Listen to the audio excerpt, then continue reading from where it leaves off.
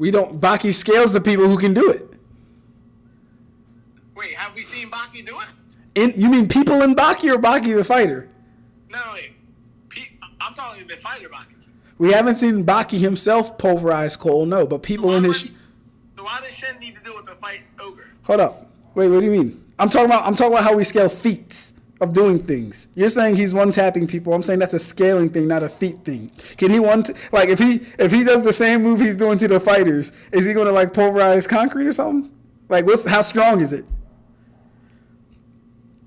I guess the strongest person we could say it knocked out was the fourth Fang, maybe? No. I don't know. It's hard to say. I don't know who's stronger between those Fangs, so I guess it depends. And like, what are the best durability feats of Kengan Ashura? Like, it would have to be whoever caused the biggest impact to the actual stage, so we can get some calc on the actual like fracture they do to the ground or to the wall or something like that. Yeah, that'd be one way to find. Because outside of that, I wouldn't know personally. That's what, because they all hurt each other, which they can do, right? Like they can hurt each other, that's fine. But the question is, okay, how strong are their attacks actually? Like how strong is this attack? We get it can hurt you, but let's say you do that. Can you do that to a solid brick wall? Can you do that to concrete? Can you do that to diamond? Yeah, there's this kid named Messias. Hold up, Shinigami. And he was able to like crack a boulder by like tapping it. He cracked the boulder by tapping it? He don't get me wrong, he put this, but he was able to crack a boulder by like, tapping it. Okay, so then now is this skill or is this it's different things, bro. Like it's not his strength, it's technique. It's technique. Got you. Like he says, hey, to make up for my frame, I have to back these techniques. And then he walks over to a boulder, puts his hand on it, and he not puts his hand on it, makes a fist, and he like cracks it. But it doesn't show him like hit hard or fat, if you get what I'm saying. Yeah, okay, so that is kind of different to me though. I get it. Well, see, here's the thing too. It would be almost like still on the phone call, y'all. It would almost be like Naruto. What? It'd be like Naruto, and it's only because not everyone knows the same technique. Not everyone can crack that boulder like he did. Right, and so okay, I see what you're saying. I see what you're saying. Huh? But Shen could. Shen did, yeah. No, Shen could. We would scale Shen up from like any feat that we've seen. I don't want to say any feat, but just about any feat we've seen someone doing Kangen, we should scale Shen up from that. Like, all right, if he was able to crack that boulder like this, Shen would destroy the boulder. Wait, real quick. You said the kid said he has to make up for his lack in physical strength? His frame and his physical strength. Because remember that thing that's like a kid? Yeah. Yeah. It's him. Okay, all right. So. Or maybe he's not a kid, but he's young. So does he strike harder than Oma? Or does he have just better technique? He would probably just have better. I don't think he would hit harder than Oma, but for the move he did to crack the boulder. What do you mean better technique? Different technique? I don't understand. I don't understand the question actually. Well, like how Oma's technique wouldn't allow him to like do whatever Shen did to the boulder or whoever the kid was. But Oma could probably like do more damage punching the boulder straight on versus the kid punching it. Well, that's the thing. He didn't punch the boulder. Like how Oma would face it. I know. I'm saying that. I'm sorry. Ask it one more time. I'm saying, well, because I'm trying to get to the whole point of if it's a technique-based thing and not a strength-based thing, then I wouldn't necessarily use that feat to upscale anyone that he can fight or any like that wouldn't be how it works. That almost be like using internal destruction and saying, oh, X character now scales to internal destruction because he can fight him. That's it almost borders on hacks because we don't know what he's doing first. He's like shedding shockwaves through the rock. Like, what's he doing? Well, what I'm saying is if he can do it to that degree, I'm saying Shen can do it better. Like, no doubt. You're talking about crack the boulder with like technique.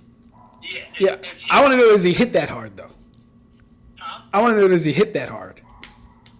I would assume that's what the demonstration was for. I make up for my weak frame by these techniques, and then he shows the technique by cracking the boulder. Like, oh, how'd you do that? Well, wait, did he do it with a punch or he put his hand on it? What did he do?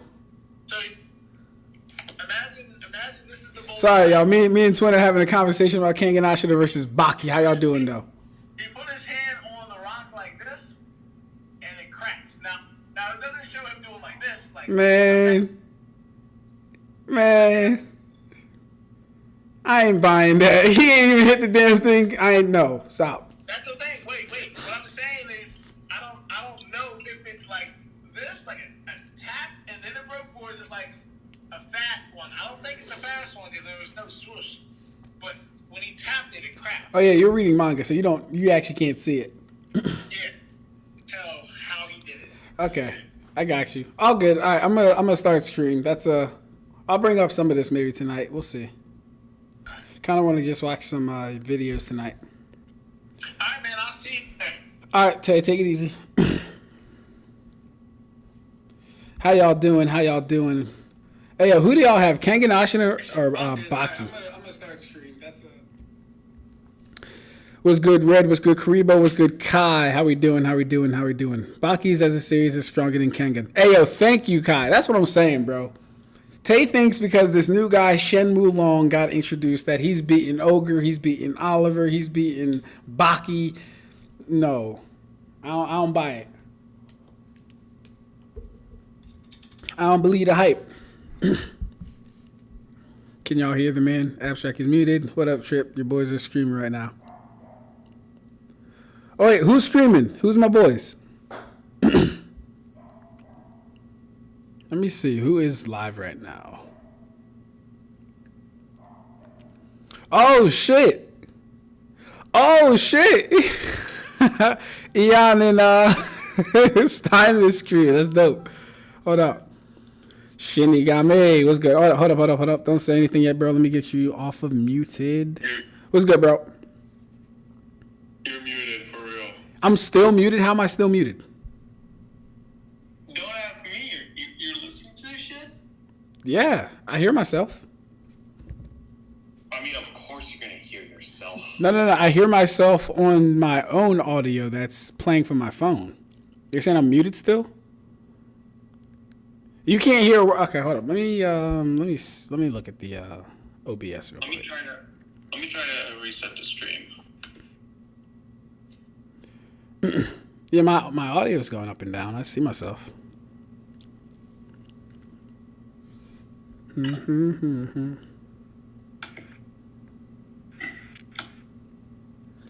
Kai says no.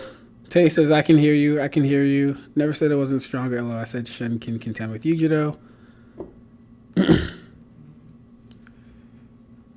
Alright. Yo. Maybe it's just I'm increasing my volume. Sorry. No, you're good, bro.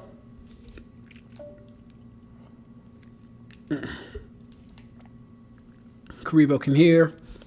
To contend, sure, a lot of fighters can contend with Yujiro, but flat out beating him is something else entirely. Thank you, Kai. That's what I'm like. He doesn't understand the Baki verse. When they did that Kangen versus Baki crossover, the Baki verse was nerfed a lot. It was entertaining to see, but the Baki verse was nerfed a lot.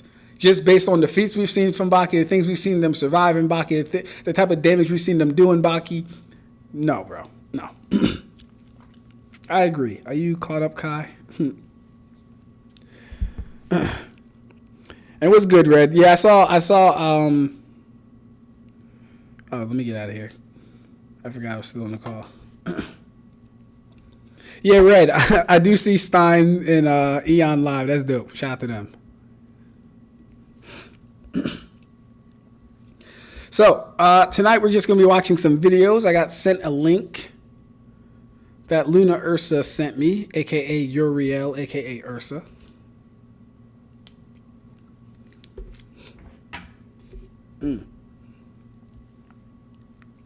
But how are you guys doing on this wonderful Friday night? It's Friday night.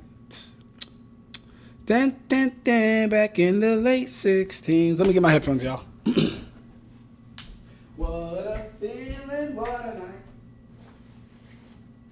Doom, doom, doom, doom, doom, doom, doom, doom. Oh, what a night. Didn't even.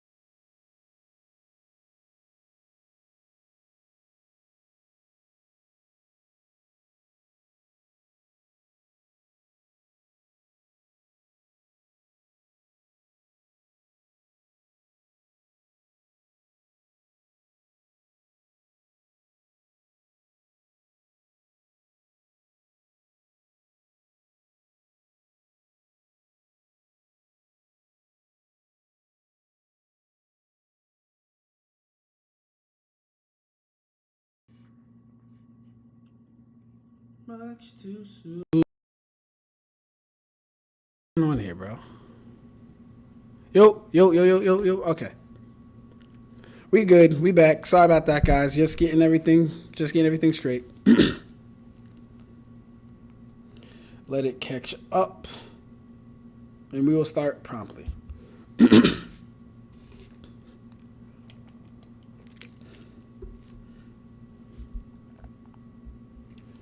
All right. That should do it. Now.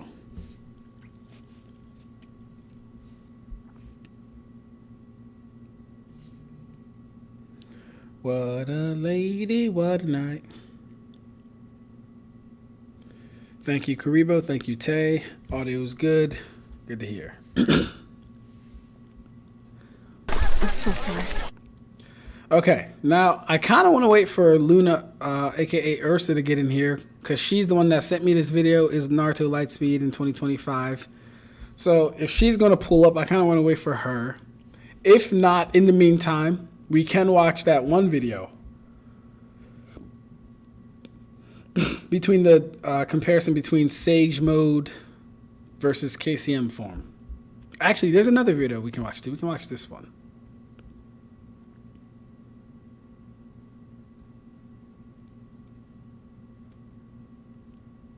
Alright, so the title of this one is Why Sasuke versus Uryu versus Zoro Isn't Close.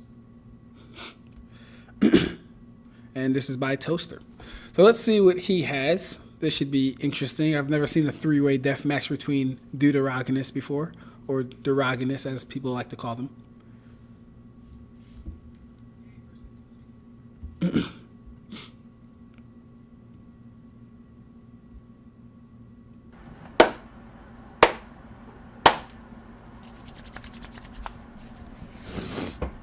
I'm so sorry, Zoro. Uryu Ishida, Sasuke Uchiha, and the Master Swordsman Zoro, but can be considered the rivals of some of the most I saw that video iconic thumbnail but didn't characters watch in it. Not just battle. That's what's shonen. up. So we get to watch it together. Let me know. Hey, yo, is that audio good for you guys? Is the audio good? Turn it up, turn it down. How we looking?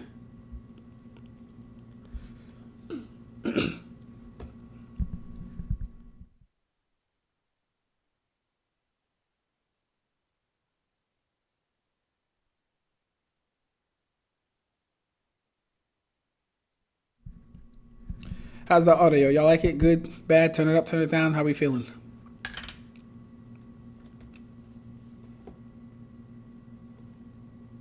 Audio's good? Bet. All right.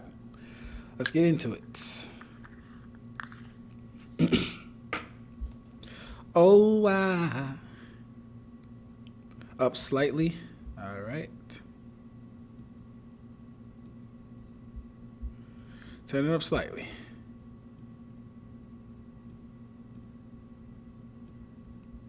Okay. But arguably fiction as a whole. And when it comes to these characters, you probably want to use these guys in a crossover sense. It's more than likely these guys, Zoro aside. Uryu and Sasuke have abilities that are far more versatile and deadly when you put them up against an opponent. But today we'll be comparing these three to each other and finding out who would win in a fight between these three. Let's talk about it. Uryu, at his absolute peak in the 1,000-Year Blood War, shows feats and upscales from characters in previous arcs that comfortably make him the most difficult character to scale without underselling his power. Up until this point, at the start of the 1,000-Year Blood War, Uryu was not as powerful in comparison to the titans of the verse, such as Yamamoto, the head captain of the 13 Corps Guard Squads, and his frequent battle partner, Ichigo Kurosaki. However, after the return of Yuha, the king of the Quincy, from the shadows, where he had been for over 1,000 years, Uryu finally received the power creep that fans had been waiting for. When discussing power scaling for Uryu, the most important aspect to cover is his shrift letter A, the antithesis. As Uryu explains, the ability allows him to choose 2 points and reverse the events that have occurred between them entirely. This ability is incredibly difficult to counter, especially against someone like Sasuke, who possesses the Rinnegan and Sharingan. Uryu's Shrift significantly enhances his chances of victory. The extent of this ability is demonstrated in his fight against Jugrim, who is stated to be so powerful that his peers praised him and elected him as the next emperor of the Quincy. This likely includes individuals such as Lilibaro and Gerard, members of Yuha's royal guard, who were able to contend with and seemingly defeat characters like Bankai Kenpachi, which alone upgrades Uryu to absurd degrees. In the same fight, Jugrim acknowledges the effects of Uryu's ability, stating that it may be the only power capable of standing up to Yuha's almighty. This is further supported by Yuha himself, who indicated that Uryu's ability to survive the Quincy genocide, which claimed the lives of all the remaining Quincy's, suggests that in some ways, Uryu's power exceeds Yuha's own. While this doesn't necessarily mean he scales to Yuha physically, it does imply that, at least in terms of hacks, he can compete with the Almighty, which is generally considered impossible to counter. Regarding Uryu's attack power, I believe this power creep in 1,000-Year Blood War allows for easy upscaling for earlier characters in the series. The very same Jugrim that Uryu was able to damage could break Bankai Ichigo Zanpakuto in half and defeat Ichigo. Up until that point, Ichigo was regarded as the strongest. To be fair, that sword was already cracked and damaged by Yuha. I don't know if we can give him that full feat, but you know. Character in the series, second only to the head captain and Squad Zero. Ichigo in his Getsuga Tensho form was implied to be above Monster Aizen, who in a weaker state could take down multiple captains and was on par with Espada, capable of using Gran Reisero, attacks that could potentially wipe out Las Noches. While this might not represent the peak of Uryu's AP, it is certainly worth noting. In the 1,000-Year Blood War anime, the fight between Yuha's Royal Guard and Squad Zero is markedly different from its manga counterpart. In the anime, Uryu participates in the battle and fights Captain Senjimaru in Bankai, a form that can shake the heavens and the earths of the 3 realms. Shaking the heavens and the earth of the 3 realms is a feat that often goes underlooked in the series, and what it implies, especially considering the author Kubo's often obsolete writing style, when he refers to shaking the heavens of the 3 realms, he is indeed alluding to the stars and celestial bodies within those realms. In my previous Bleach-related videos, I discussed the fact that the world of the living and the Soul Society are, in fact, universal. This is clearly the narrative intent of Bleach, as it is depicted to contain numerous stars and celestial bodies, with the Soul Society being stated as parallel to this. Parallel meaning side by side, having the same distance continuously between them. So for the world of the living to be a universe, the Soul Society would also need to be. Despite being parallel, the world of the living and the Soul Society both share a completely different temporal axis, which is not only explained in the manga when Yoruichi explains the time difference after Ichigo and the gang invade the Soul Society, but is also confirmed by the anime by verbatim distinguishing the difference in time between the Soul Society and the world of the living, with every 3 days on Earth equating to even more days in the Soul Society. This is something Ugatake also notes, with him stating the timelines are out of sync. Quaco Mundo, as we established, is considered its own self-contained realm of existence with its own heavens and earth, or cosmos. It is the dimension between the world of the living and the Soul Society, but is adjacent to the Dangai and distinct from the Kyogoku dimensions. I kind of want to just stop here and point out how different, just based off of the video that I just put out and this scaling that he's doing, just how different our scaling methods and styles are. By this point within the video, 5 minutes that is, I haven't heard a calc. I haven't heard a speed feat. I haven't heard anything. Don't get me wrong. We all know who Uryu is. We all know what Uryu is capable of. Antithesis, cool, all that. But I haven't heard any chain scaling of, any deep chain scaling of, okay, cool. The 13 court guard squads generally are this powerful. They can do this X thing. Cool. Oetsu is able to blitz the shoot Stoffel, who should scale above the Quincy's that were giving the 13 court guards trouble. Cool. Senjumaru's Bankai should scale 5 to 10 times above that. Uryu one shot. I haven't heard anything like that. It's just But, we all have our different ways of doing things. His is more cosmological as far as scaling, and I guess not even intuitive, but inferential, I guess. All these things should be taken, at face value. No calcs, no scans, not no scans, but no calcs, none of that stuff. It's okay, though. Dangai is outright stated to be a hyperspace dimension, and the narrator in Can't Fear Your Own World explicitly uses void of space when likening the Garganta to outer space. So it's referring to spatial dimensions here, meaning it is a 4D space-time since it holds 4D objects like spherical space-time containers, similar to how outer space, which is a 3D void of space, holds 3D objects like galaxies, solar systems, and planets, so low multiversal is pretty safe. Uryu is able to take down Senjumaru. Beyond this, Senjumaru is simply entering into her Bankai, could traverse her own reishi across the 3 realms, meaning she is at least quadrillions of times the speed of light as a result of this, which... again, with the scaling to the energy thing, he's not the first person I've heard say this. I'm not a fan of doing that kind of stuff.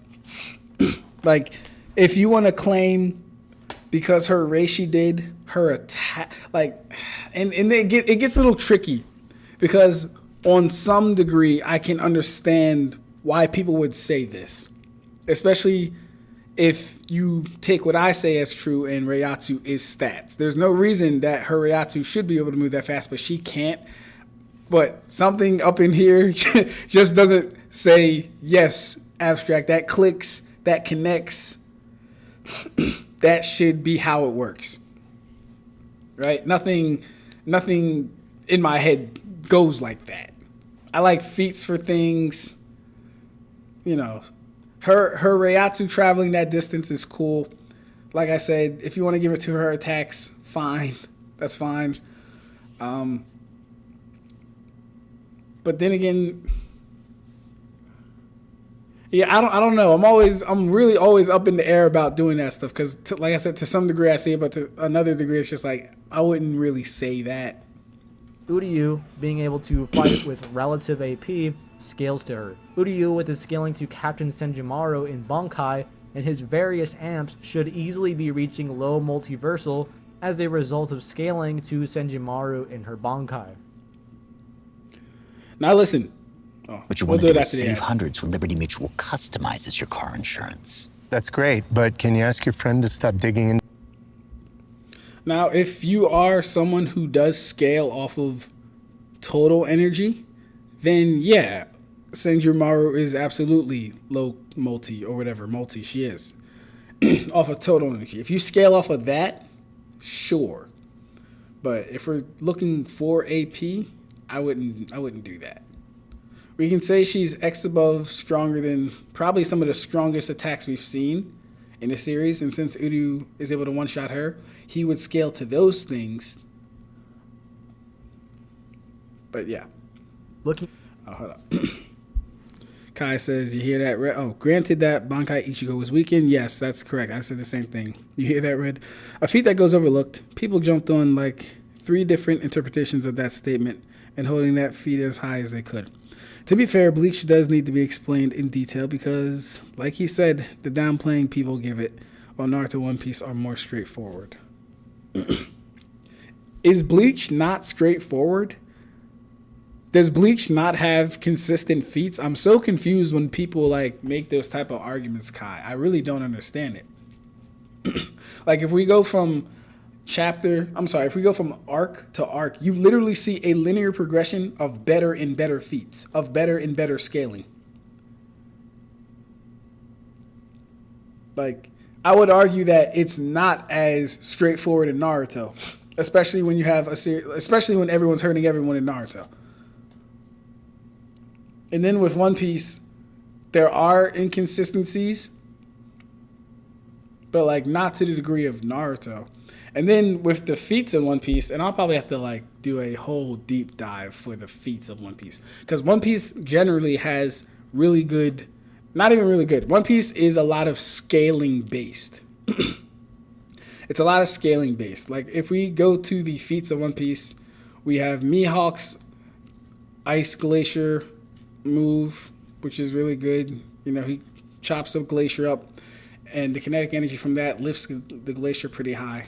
That's a good one. The Whitebeard thing, get it out of here. Don't ever bring that up to me.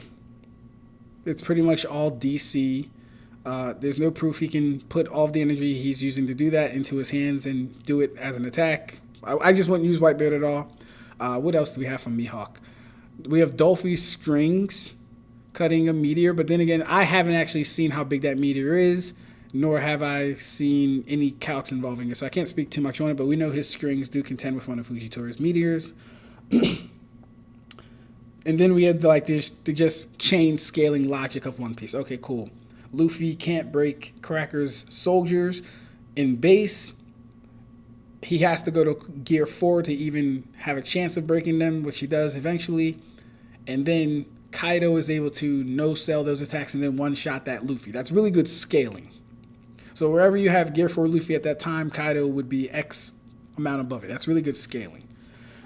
But I don't think we've ever gotten a really good feat from Kaido. His blast breath destroying a mountain. And this always gets me because Kaido is a huge-ass dragon, but then sometimes he's drawn or depicted as not so huge. So it really depends on how big he was and how big that attack was that destroyed the mountain.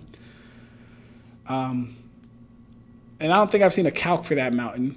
But if it's as big as he was, or I think it is, then I wouldn't think that it's that impressive. But again, that would more go into the scaling. Because Luffy should be above whatever destroying a mountain is, obviously. So that would more go into the scaling of things. So we might actually have to retroactively scale Luffy to find out how strong the blast breath is. We know it's weaker than Luffy, the blast breath that is, because it couldn't destroy him. It couldn't vaporize him, destroy him, it couldn't do none of those things to Luffy. So it's lower than Luffy's durability. As far as like that form of attack, that much energy. But like I said, it was a big ass attack anyway, so the AP wouldn't be all that crazy in the first place. But I mean, like, and then like, what other feats are there? Before I move on, what other feats are there? Like really good feats. Don Chinjiao splitting a quote unquote continent, and then like how much of him splitting a continent has to do with the actual force that he generated versus the force, or versus the ice just cracking due to the after effects of his attack. Did his attack cause the whole thing to fracture, or did it cause a majority of it to fracture, and then like an avalanche, the whole thing started to also fracture and come down and come apart? So we have Don Shinjiao, we have Dolphy, we have Mihawk, We have Kaido. We have Luffy punching through Onigashima, but that is with a huge ass, basically Gear 3 punch, which takes away from the AP because it's huge, pretty much bigger than the island itself that he punched through. So we're not even worried about that. What else do we have? Just more good scaling. Yeah, One Piece is better. One Piece has more scaling than actual feats, but the feats are decent that they have, or good that they have.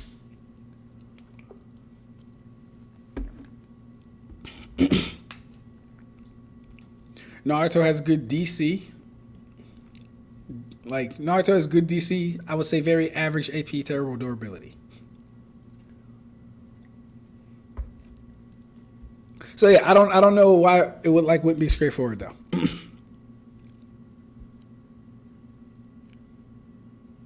Is it?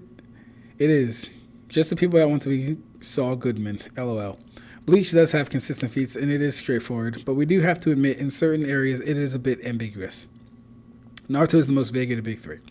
That's what I'm saying. Naruto in One Piece is more straightforward compared to Bleach. It's like how I say Bleach is more dark as a series compared to Naruto and One Piece.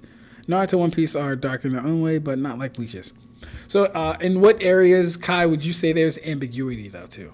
Yeah, Zoro scaling, it's clear that his current self in Elbaf should at least be at continental level. This comes from the fact that characters like Kuzan can create an entire continent of ice, and Dawn can split an entire massive ice continent in half with a single attack. Even Dawn Sai, who isn't as strong as Zoro, uses the Hasoken style that's capable of splitting a whole continent, so it makes sense to scale Zoro above that. At this point, Zoro should be easily matching those feats, especially since in One Piece, destructive capacity is usually tied to their overall strength. There's more support to this idea when you look at characters who are weaker than Zoro. For example, Kobe, who Zoro is clearly stronger than, was able to break off a huge chunk of Hachinosu, an island that's shown to be much bigger than places like Thriller Bark. Some people even like to equate Luffy's strength with Zoro's strength, especially now, and part of the reason is because Zoro managed to land a strong blow on an awakened Luffy in Egghead using his three-sword style with Arament Haki. Luffy was still able to stand after the attack, but he was clearly shocked. In comparison, Luffy was nearly knocked out after facing several casualties. Does he just not know how to pronounce their names? Keep saying Lucky. It's Lucci, bro. Rob Lucci.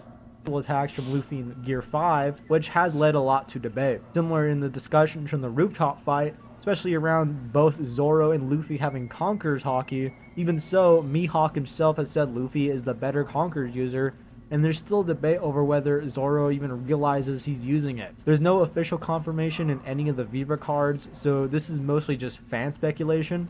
When it comes to speed, FTL to FTL Plus is pretty consistent for Zoro now, with a lot of moments where characters react to or move at light speed, and these kind of feats have only gotten more common in the recent arcs. That's not to say One Piece characters can't go faster into the FTL ranges. Some people definitely believe that, but I think it's hard to prove that being the case all the time.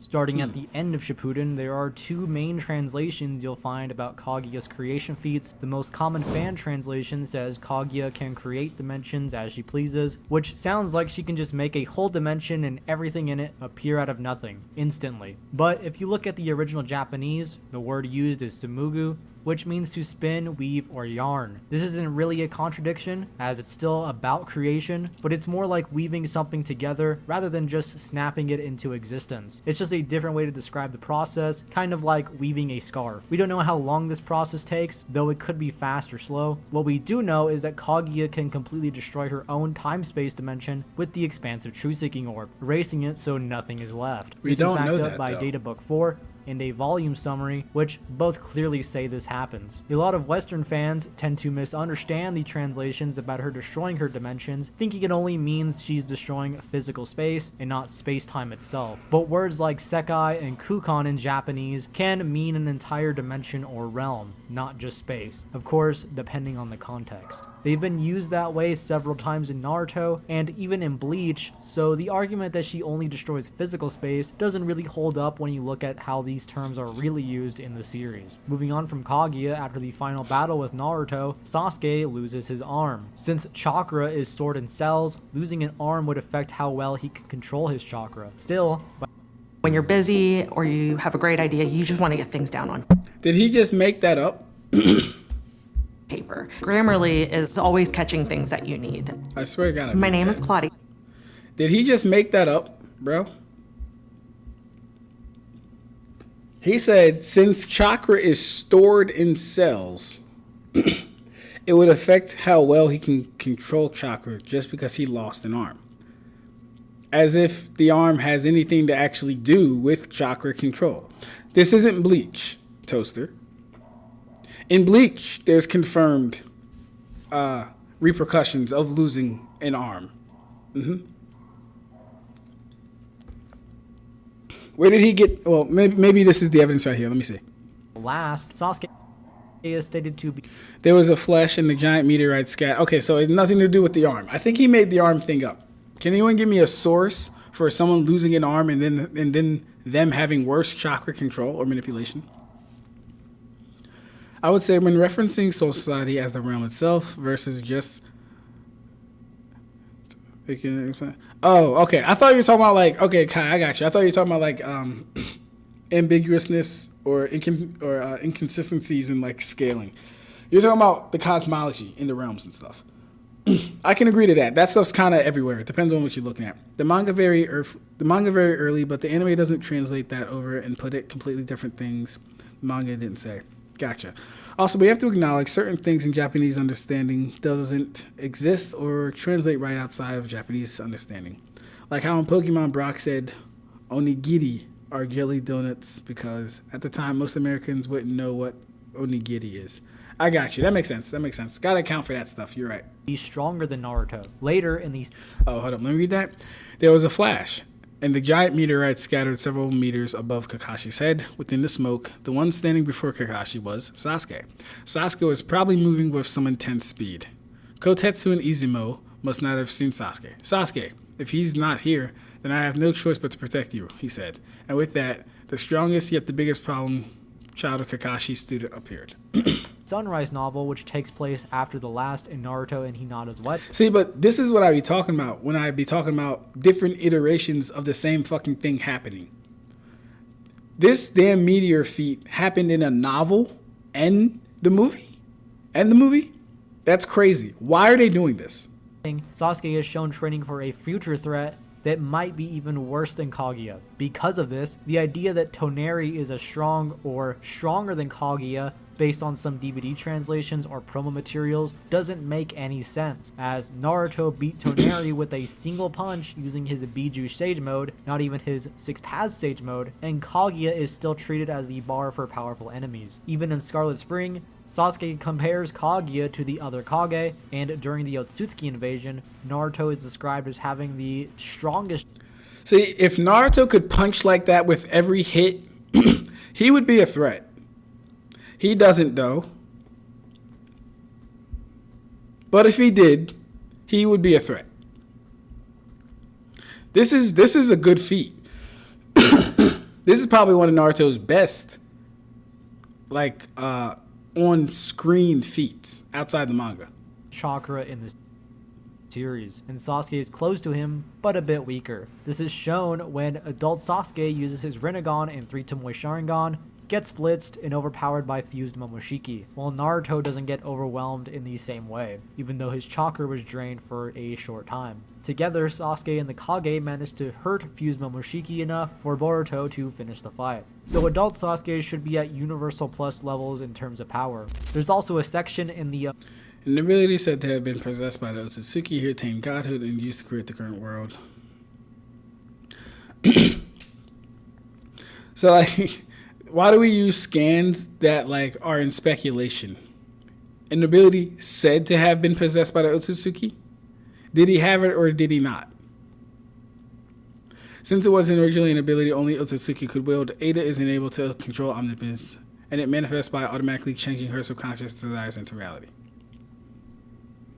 Official Naruto website that talks about how the Naruto universe started. It says Shibai, an Otsutsuki god, used in Shinjutsu called Omnipotence to make the universe. This ability can make wishes real, change reality, and is described as the program that creates worlds. This context makes it clear that it's talking about universes, not just planets or solar systems, since it even changes Code's memories while he was in a different See, and that's funny too, because I've never seen this scan before. I'm guessing this comes from a data book though, right? But it says the Otsutsuki who attained godhood and used to create the current world. So in Naruto, when the word world is used, we automatically know it's talking about a universe. But in Bleach, oh, God forbid we're talking about anything other than Soul Society or the planet. Hey, Becker. Hey, how are you? good. We're still on? Mm-hmm. Can they hear you? Yes. Hi. Don't be a stranger, danger. I will be a stranger who is in danger. The meteor was dusted in both versions. He wouldn't be a threat to Luffy. Yeah, a punch like that probably wouldn't threaten Luffy.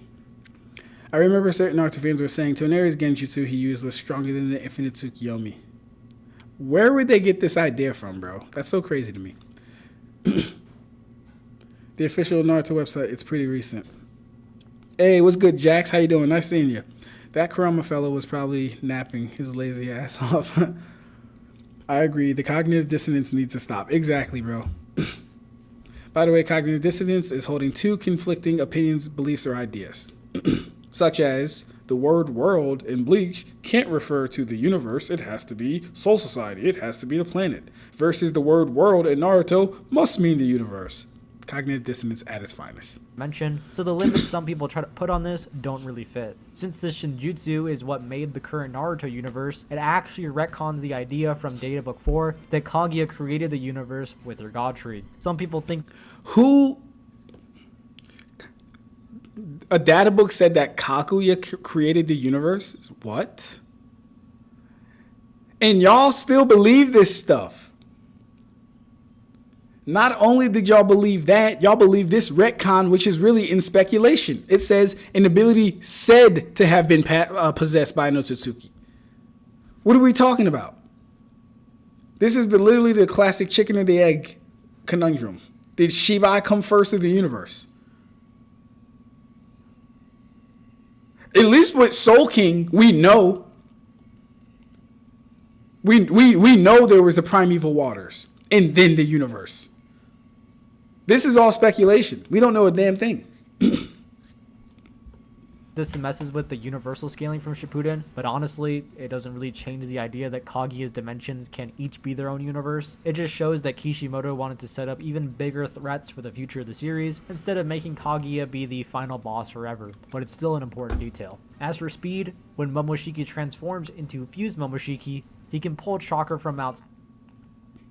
And here we go again. He's going to use different mediums to scale Momoshiki. I'm sorry, he's using different mediums to scale Momoshiki. He's using the novel. He's using the manga probably. He's using the movie. He's novel, movie, manga. There's one more iteration. Anime. That's right. This happens in the anime as well, doesn't it?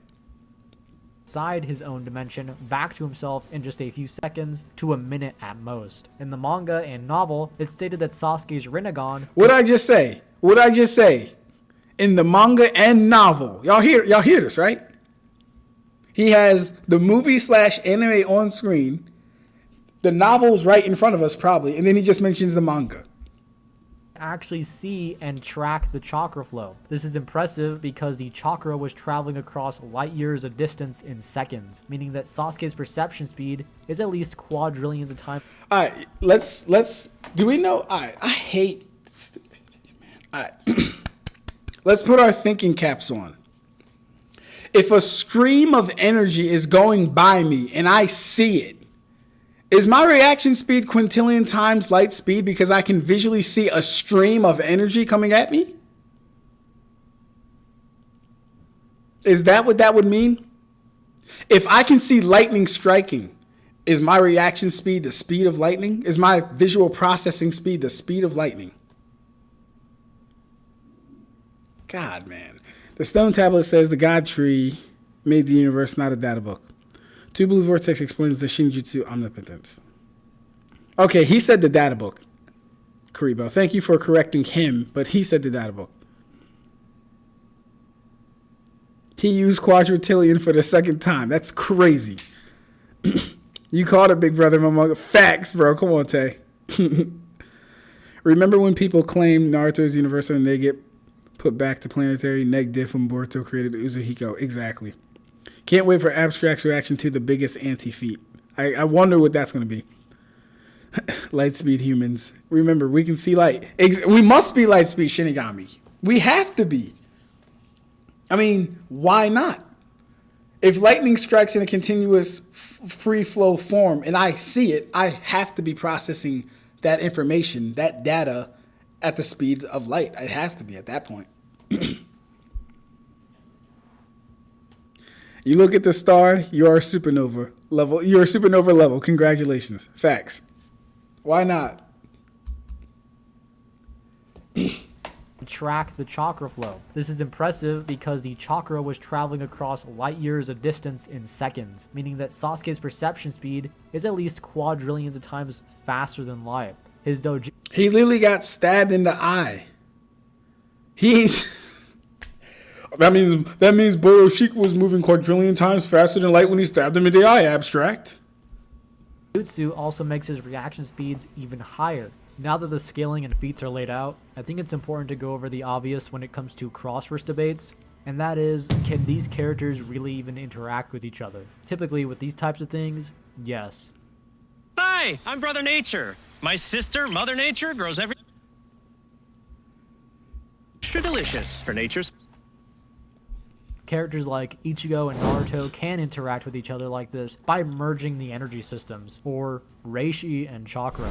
This just simplifies a lot of things, and it doesn't make the whole thing boring. You'll see people argue that because Ichigo and pretty much every character in Bleach is like a soul and they can't be seen by people, then Naruto just kind of loses because of that fact, which in my opinion is extremely close-minded. So for these characters to even really interact, you really have to assume these types of things. That said, it's hard to say for sure that an ability like Sasuke's Susanoo, arguably the strongest ability in his arsenal, could really do anything against Uryu. This is of course due to the fact that Uryu, as a Quincy and the successor to Yuha, is capable of absorbing the Reishi and Ryatsu to amp himself and implement into his own attacks. So Sasuke's Susanoo, being a construct made of purely chakra, would get absorbed or penetrated by Uryu's superior power, leading. What are you waiting for?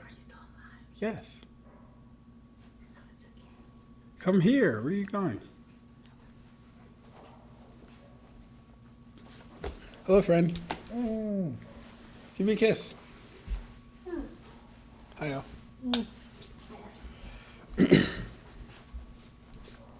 I do agree with, well, no, I'll say this. If you're equalizing the energy systems, sure, I agree with Susanoo being able to be a victim of Sclave Rai. If we're not equalizing the energy systems, though, I would have to say no to that. Because Reishi is a spirit particle of energy. Chakra, while it might have some foundations of that, I wouldn't give it to it all the way. And especially if I'm being fair, I wouldn't say, okay, cool, he's just going to break down every chakra attack that, exists. I wouldn't do that. Lightspeed humans. Remember, we can see light. Exactly. You look at the star, you're a supernova level. Congratulations. The Uzuhiko uses multiple different forces. The downplay is strange. Yeah. So, I mean, I'm not even downplaying Uzuhiko. I just know it hasn't really had a AP feat yet. It's more so hacks right now, but we'll get to there once I start reading Boruto. Kunai is multiversal. Has to be. Planetary forces. I'm just being consistent. Naruto is consistently inconsistent. Yeah, sorry, Invisible Woman. It's closed-minded. It's closed-minded for you to use your powers, and it's unfair to assume you win cons. Becca, Kai says hi. Hi, Kai. She says hi, Kai. Remember, everyone, Uryu, Sasuke in both IQ and battle IQ. We don't even know all the forces. They list it like centrifugal rotation and more. Us into Uryu's strongest ability, Shrift A, or the antithesis. Based on what Uryu says, it allows him to choose 2 points, take the events that have occurred between them, and reverse them entirely. This means he can pick a starting point and an ending point in time, and then flip everything that happened between those 2 moments. During his fight with Jugrim, Uryu explains that he reversed the injuries both of them received, so it looks like he needs a situation that involves more than just one person. What do you say? Did you turn the thermostat on? Yes, it was blazing in here. You can turn it up to 74/75 if you need to. Or object, it can only swap or reverse the outcome between those specific people or things. In this instance, it was the battle damage that Uryu and Jugrim gave each other during their fight. This idea holds up after their battle as well, when Jugrim asks Uryu to transfer his wounds onto him. Uryu only reverses the injuries that came from their fight together. He doesn't just take on all of Jugrim's pain or injuries in general. Otherwise, he would have gotten the wounds Jugrim got from Yuha's Ashwallen too. So for Sasuke to win this encounter, he would need to end this fight off the jump, meaning there can't be any half measures on his behalf. He just needs to attempt to end it as quick as possible in one attack. Unfortunately, I don't see anything in Sasuke's arsenal being capable of one-shotting Uryu, and if Sasuke were to land a critical blow on Uryu and it didn't actually kill him, those attacks would just be reflected back onto Sasuke using his Shrift. So unless you picture Sasuke being able to end this fight in one attack against an opponent who is probably stronger than himself, I don't see Sasuke coming out on top in this. As for Zoro, there's not much to say. In terms of speed and AP, he doesn't have a whole lot going for him. Unfortunately, he's getting one shot by Sasuke and Uryu. Bye. Now that's funny. They got. I'm not gonna lie, that's pretty funny. The fact that he is Zoro getting one shot, and due to Eon and Steinix's recent talks, I'm not too disinclined to agree with him. Yep, Zoro loses that one 2 times out of 2. Sasuke negs with Susanoo and Amaterasu. Uryu negs with Antithesis and Lee Tragen. Don't know what he's gonna do. What we can agree to, though, is that Uryu wins both of those fights hands down. There's not a single thing either one of them could do that Uryu couldn't reverse instantaneously. He is Blute, Hiden Kyaku if he gets, fucked up to the point he can't even move or whatever. Not Hiden Kyaku. I say Hiden Kyaku. Ranso Tengai. Yeah. He can fire arrows without his bow now. Yeah, Uryu's that guy. He is Sternenstaben. Oh Lord, the thermostat entered the stream. Hey man, it's about to get hot, Kai. You know she turned that heat up. It's about to get hot. Even if we assume every single force at once, it's still assumptuous to say how much force it's outputting. And by the way, I'm assuming a lot right now. You need something 100% perfect evidence. Why even bring Zoro into discussion? Yeah, I don't agree with that. Why are you going to bring Zoro in if you believe he's going to get one shot by both of them or not be a factor? Maybe just to make it all 3 of the big 3s Dorogonous, maybe. I'd say Zoro and Sasuke are closer in stats. Oh, yeah, definitely Zoro and Sasuke. I mean, well, no, my fault. No. Sasuke at his best, yeah. But, base Sasuke, no. Base, if Sasuke holds up his sword to try and block a sword strike from Zoro, I fully expect Zoro to cut off his head. Not gonna lie to you guys, I fully expect that to happen. Mind you, Sasuke couldn't hold a sword swing from Killer B. Killer B isn't stronger than Sakura. Yeah, you can say, oh, Ab-Stract, this was younger Sasuke, this was Taka Sasuke. I don't care. He's missing an arm now, and with that, more strength, right? According to him, more strength, more chakra control. He's missing all that stuff. He couldn't stop a sword swing from Killer B. He's not stopping a sword swing from Zoro or anyone from Bleach. I'll let you know that right now. Zoro just walked in the wrong place. Why would Zoro not be able to react to Amaterasu? I mean, he probably could. I think we should have made equal stats to make it a discussion. Equal stats of that would have been fun. That would have been a lot funner. Sasuke dunking on Zoro. Yeah, like it would have to be full power Sasuke, like full Susanoo. And he'd have to like stay in Susanoo though. Sasuke can't fight Zoro outside of his Susanoo, or he will die. Same goes for Uryu. He will die. My daughter. But that was a cool video. I mean, it was an alright video. Not mad at it.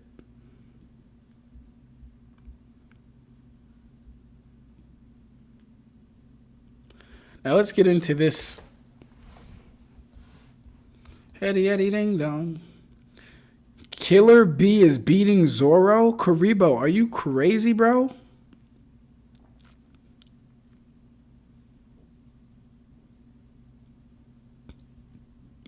Killer B is beating Zoro?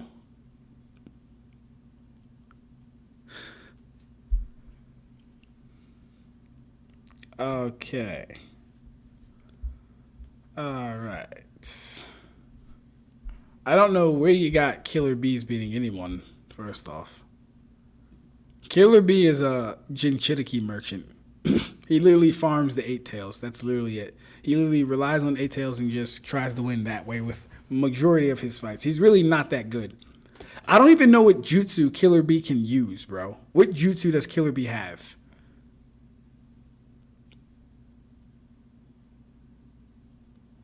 Again, can't wait for when Karibo joins to scale my verse. Huh. He's being sarcastic. Oh yeah, let me do this real quick. By the way, let's go look at this real quick because I forgot when I was talking to Davs, right, guys? He was saying that where's it at? Oh wait, no, it would be over here. Hold up. No, wait, where is it? Yeah, over here. So let's go to Sasuke versus Killer Bee real quick.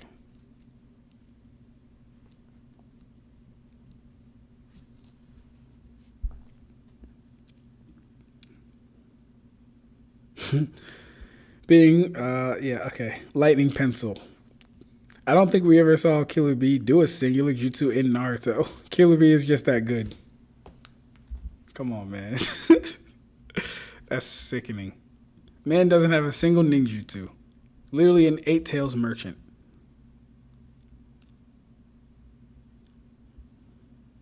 Alright, where we're at. Data Sasuke. Toby. 8 tails versus Sasuke. Okay, cool.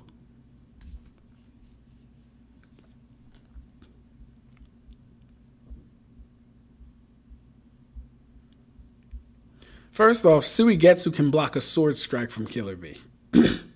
Suigetsu without using his inflated muscles to help him get extra strength, that is, too. Mind you, the only reason he's able to cut through it is because he's using lightning style, not because he's overpowering Suigetsu.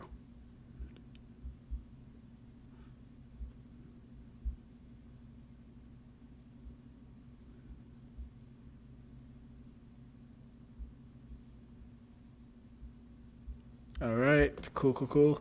Let's go to where am I looking?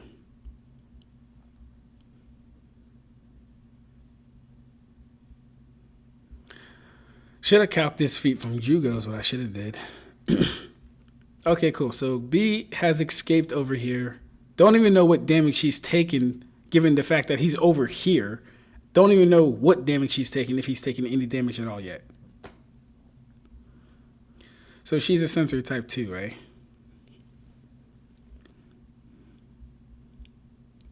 All right. Oh my gosh.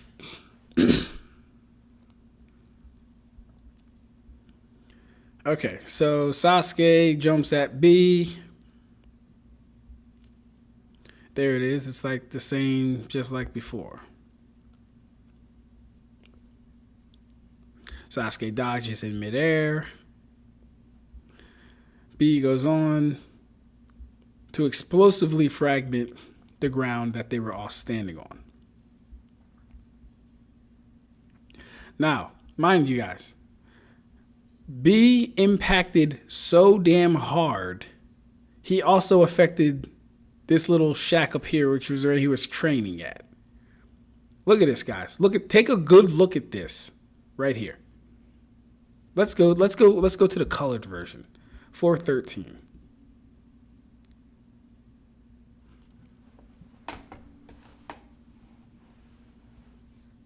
Hmm. 413.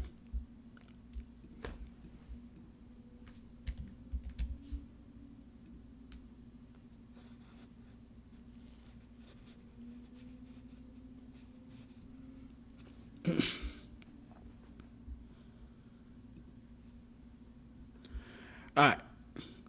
Wait, what? No, not 439, you clown. 413.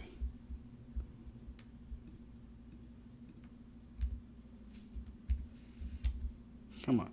Hey, what's good, Red? How you doing, bro? Hope your Friday night is going good, my brother. Okay. So we see the damage that B has done. And his shockwave or his impact is so strong it even affects this little hut / house, right? Cool. Now,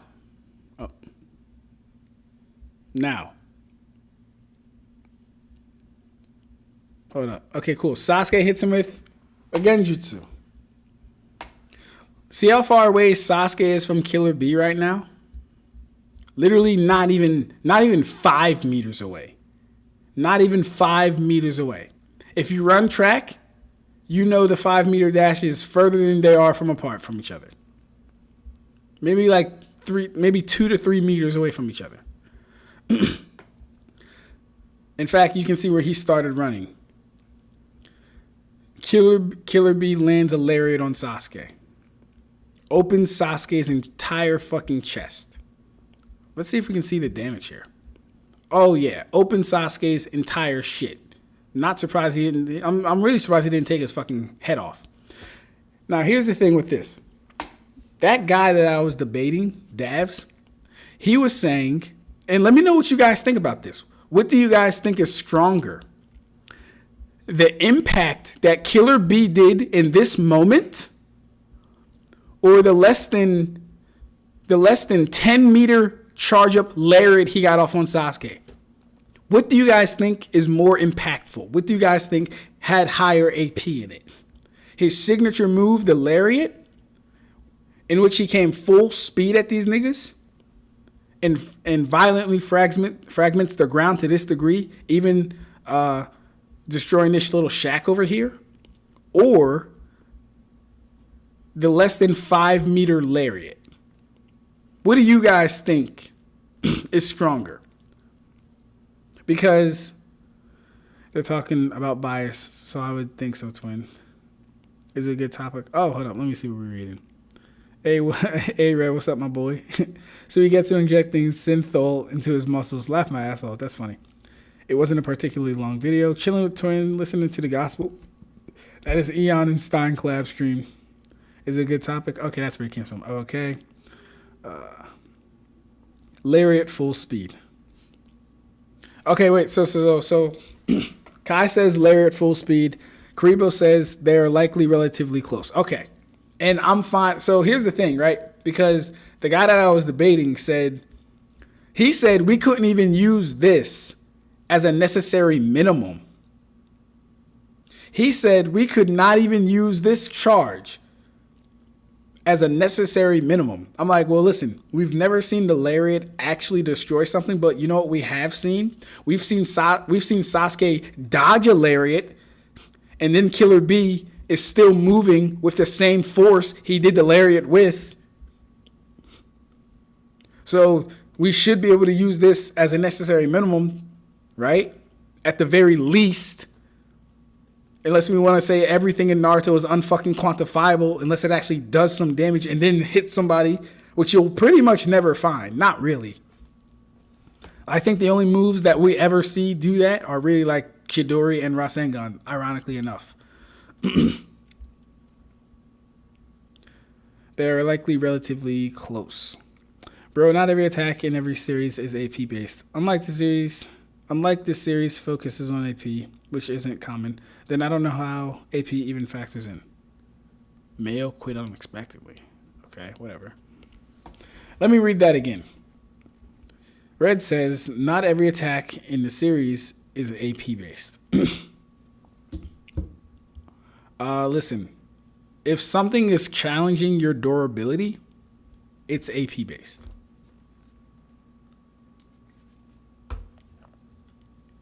If something is challenging your physical durability, it is AP based because AP directly challenges durability. So, yes, not everything in this series is directly AP based. I agree. Like mind transfer jutsu isn't directly AP based, right? Ryu isn't directly AP based. Gonzui isn't directly AP based. I get it. I mean, it depends. Since what in the lariat rely on Killer Bee having a running start rather than him jumping off of a platform, I mean, continuously running. Well, so all we know for sure is when he lands this lariat, all we know for sure, based on this, he's less than 10 meters away. He's less than 10 meters away. This is all of the distance he had to work with to hit Sasuke. Literally all the distance he had to work with. So in my mind, with that being the case, he's not even 10 meters away. This feat of destruction should be a necessary minimum for B's AP.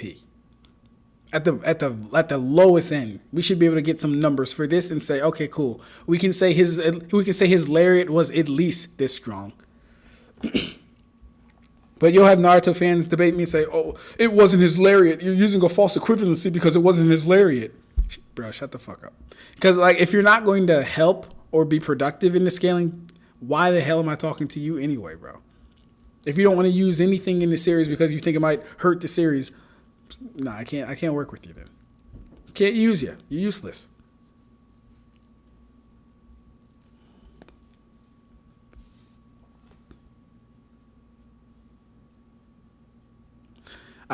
You reread it again and still read it wrong. Let me make sure. Red says, bro, not every attack in every series is AP based. Unless the series focuses on AP, which isn't common, then I don't know how AP even factors in. So I don't think I read it wrong, Red. I think there might just be a misunderstanding. What do you mean? Well, let me ask you. First part we get, bro, not every attack in every series is AP based. Okay, cool. That makes sense. Unless the series focuses on AP, which isn't common. In any battle shonen, how is focusing on AP not common? I don't get that. Everything in Naruto is unquantifiable until everything isn't when the topic is Bleach. Pretty much, Shinigami. That was a perfect way to say it, bro. Pretty much. Yeah, Red, can you explain that to me, though? What do you mean by unless the series focuses on AP? Everything has AP, Red. Even the Biju bombs that I do not like, they have AP. It's just trash AP. Even Amaterasu, which I constantly laugh at, it has AP. It's just not good AP.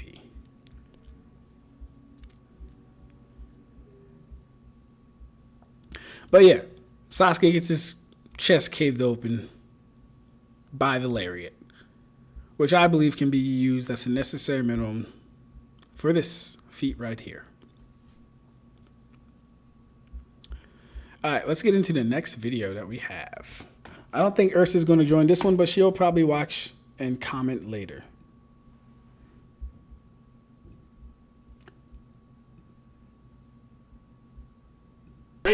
Rachel! Everyone wants to know, what's your secret? All that money, what did it get you? Dun, dun, dun, dun, dun, dun, dun, dun.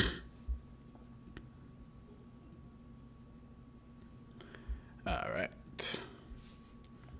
Red says, My Hero Academia doesn't do AP basically at all. It's more DC focused. By AP, I mean attacks that can be much higher, but it isn't shown to be the case.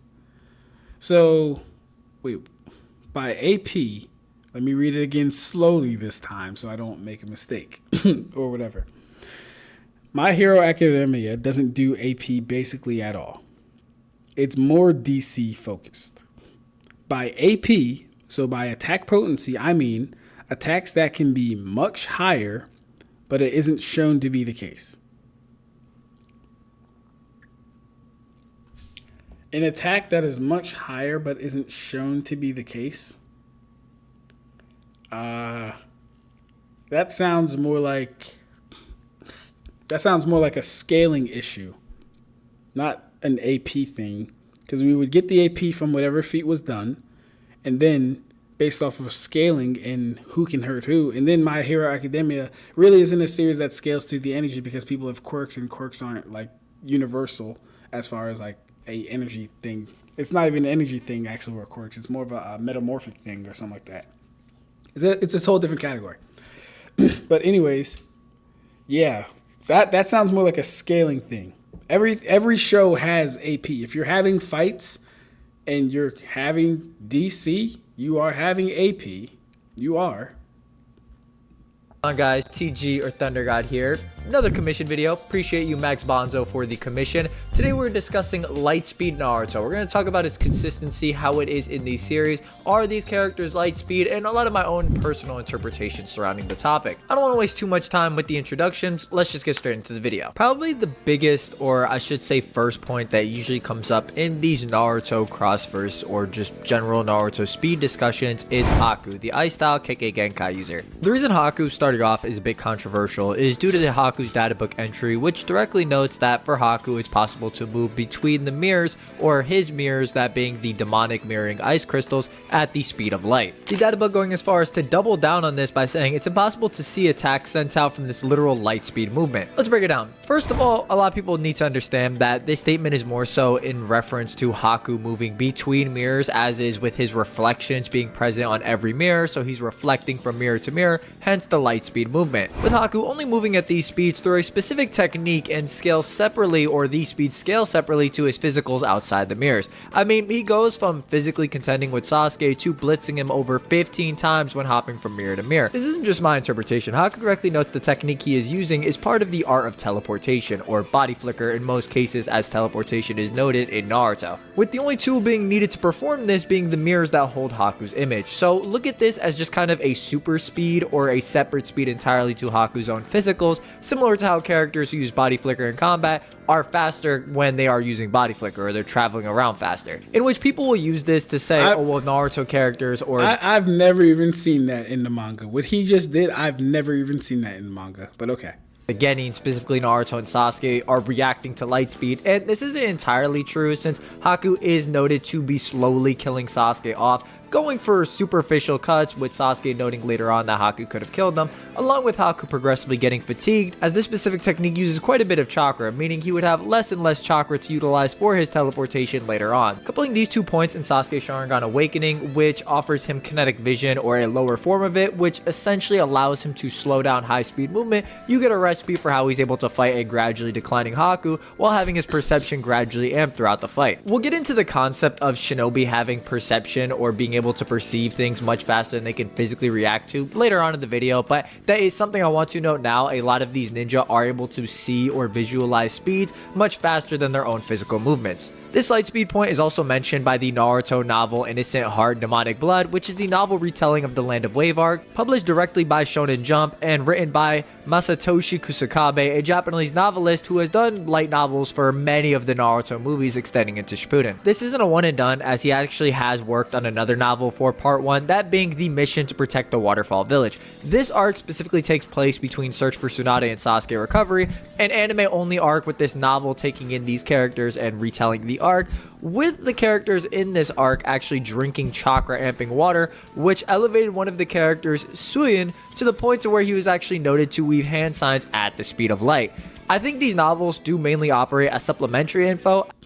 This is why I do not take novels into consideration. Who the hell is Masai? Who is Kusakabe, bro? Who is he? And like, as they're not listing the official Naruto like later novels are, but just to leave no stone unturned, I figured I'd mention them in the video. So while I don't think Naruto and Sasuke being light speed is really there, even if you want to argue Sasuke's perception could somewhat keep pace with that level of speed, which again, I'm not really into for later reasons, Haku definitely is, and this plays into how this tangentially scales to other characters, as Haku's established to be somewhat of a pseudo-rival to characters like Zabuza or Kakashi at this point in the series. From this point, it does get harder to place the Genin or younger characters in terms of speed. Some people may say, well, can't Dosu Limu Limo at your service. Here to help you save hundreds by customizing your car insurance with Liberty Mutual. Probably should have gone the other way. Only pay for what you need. Liberty, liberty, liberty, liberty. I have prepared Thomas's breakfast for you to savor together. Thanks, Tom. Hey, are English muffins from England? Heavens no, they're from the pantry. Are you from England? Nay, I am also from the pantry. Huzzah! A toast to breakfast. That's hilarious. Can Dosu beat up weighted Lee using sound-based attacks, which is just Mach 1? Kind of a big downgrade, don't you think? Well, on top of Lee having his weights on, which is a pretty big nerf in terms of speed, this isn't really a speed metric, as Lee actually was caught off guard after he successfully dodged Dosu, which led to him getting affected by Dosu's jutsu, and on top of this point of like Lee obviously being faster in this, sound-based abilities or jutsu in Naruto are extremely effective since it's really hard to deal with them, to the point that sound-based genjutsu is actually noted the most dangerous among the genjutsu that affects the 5 senses. The logic also falls apart since Sasuke shortly after this just physically moves faster while carrying Naruto and Sakura beyond Zaku's sound-based attack. So I wouldn't use this as a bit of a downscale, even if it can be a bit difficult to place the Genin. I wouldn't use it to say they're just supersonic or some level below that.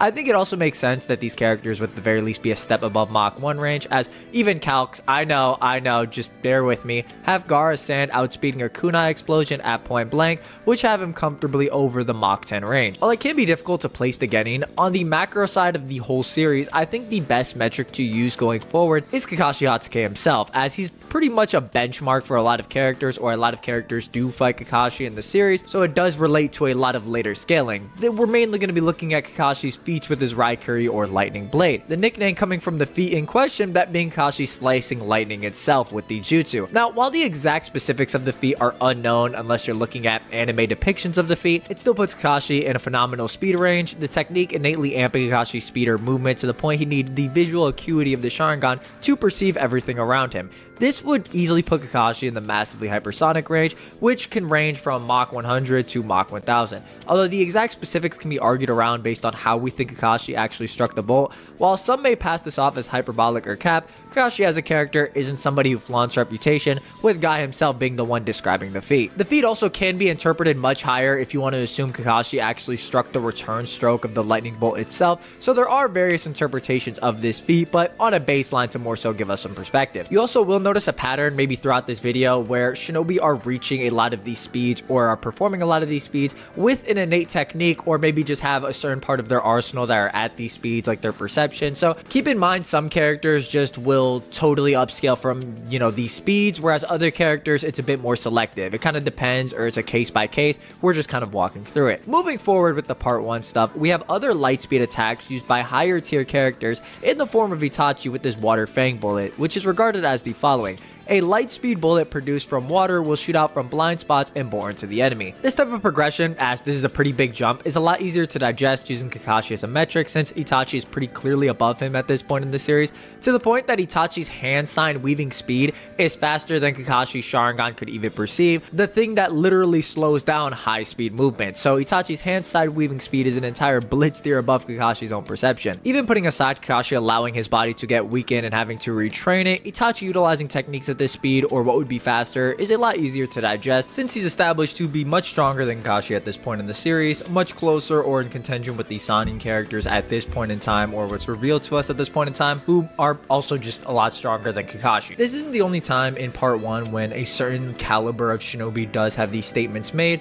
as for example, we have Jonin Minato, who we're introduced to during Kakashi Gaiden, who also happens to be the 4th Hokage, who is regarded in Databook 2 as an absolutely unavoidable blade that moves at the speed of light, a technique that shines brightly on the battlefield. So at this point in time, it seems that light speed is more so reserved for these higher caliber shinobi, and that not everybody just auto scales to it, with specific characters reaching these speeds through various techniques. Transitioning into early Shippuden, not too much changes, to be honest with you, at least in terms of redefining character scaling, as we know, for example, Naruto is not up to the caliber of Kakashi yet. He can fight alongside him, but even Kakashi's hand sign of weaving speed is so fast that Naruto nor Sakura could really perceive it. This segues us into the most controversial speed point in the early to mid Shippuden era, that being Kirin. When discussing the speed of Naruto characters, there is no more of a polarizing feat than Kirin. Outside this discussion, for just a second, it almost feels like Kishimoto couldn't. Minato's ugly, Kariba. That was an ugly ass smile. That boy ugly. Alright, Kusakabe is funny guy from JJK. He is. I do like Kusakabe from JJK. He's pretty funny. Isn't he the right hand man of Kishimoto? I could be wrong. Liberty. What is YouTube doing? 30-second unskippable ad is horrendous. Yeah, that was crazy, bro. I'm glad you saw that, Jax. Like what?